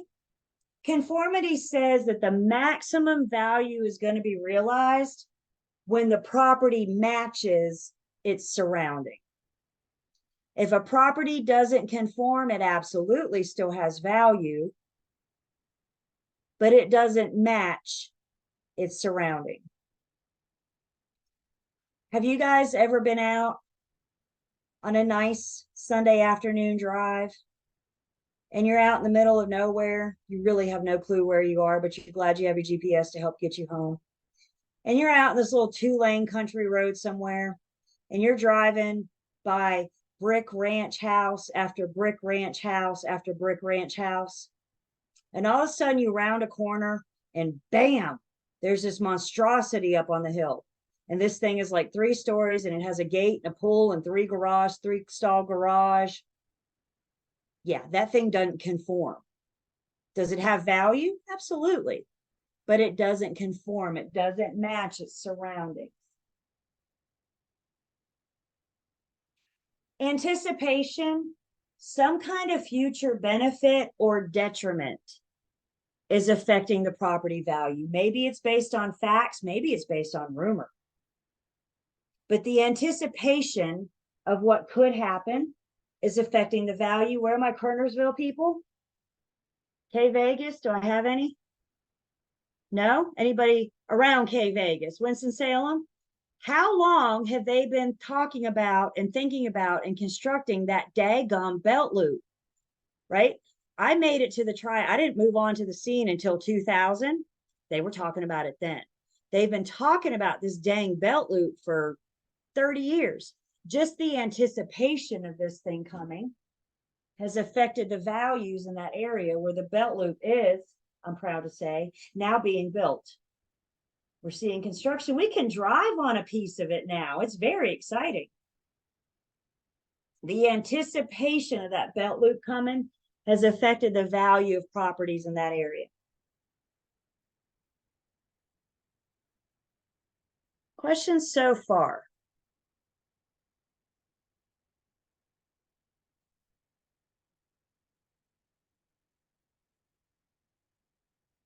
There we go. Somebody bought a house there 20 years ago, somebody's girlfriend, you took that consideration of the highway in 20 years ago. The anticipation of this thing coming, y'all, they just don't wake up one day and say, I'm going to build a highway. It takes time. It takes planning. It's a process. And the anticipation of that coming, absolutely. Yes, thank you, Brente. So I'm going to end here. So when we come back on, and I'm getting ready to put the YouTube channel link in the chat. Thank you for that. So bear with me. I'll do that in just 1 second. If you want that link, hang on just for a second. So we're going to end here. So when we come back on Thursday, we're going to talk about the rest of our principles of value, and then we're going to get into the appraisal process. So on Thursday, we're going to finish Unit 17. We're going to blow through Unit 13 pretty quickly. The whole thing is going to take us like 30 minutes. Lots of green stars and not a heavily tested unit. So we'll blow through 13. Once we're done with 13, we may get started on Unit 11 on Thursday as well. We won't get too far in it, but we may at least get started. So if you're looking ahead, finish 17, quickly look at Unit 13, and then start looking at Unit 11. In the chat is the link to our YouTube channel. So if you don't have it, you can click on it. You can copy and paste. I would bookmark it or subscribe to it so you can get back to it. Again, everything we've ever said in this class so far is on our YouTube channel. I end a class, I upload the class. End a class, upload the class. Questions?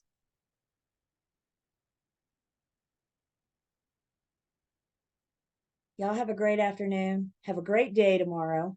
Let me know if I can help. We'll see you Thursday morning. Thank you. Bye. Thank you.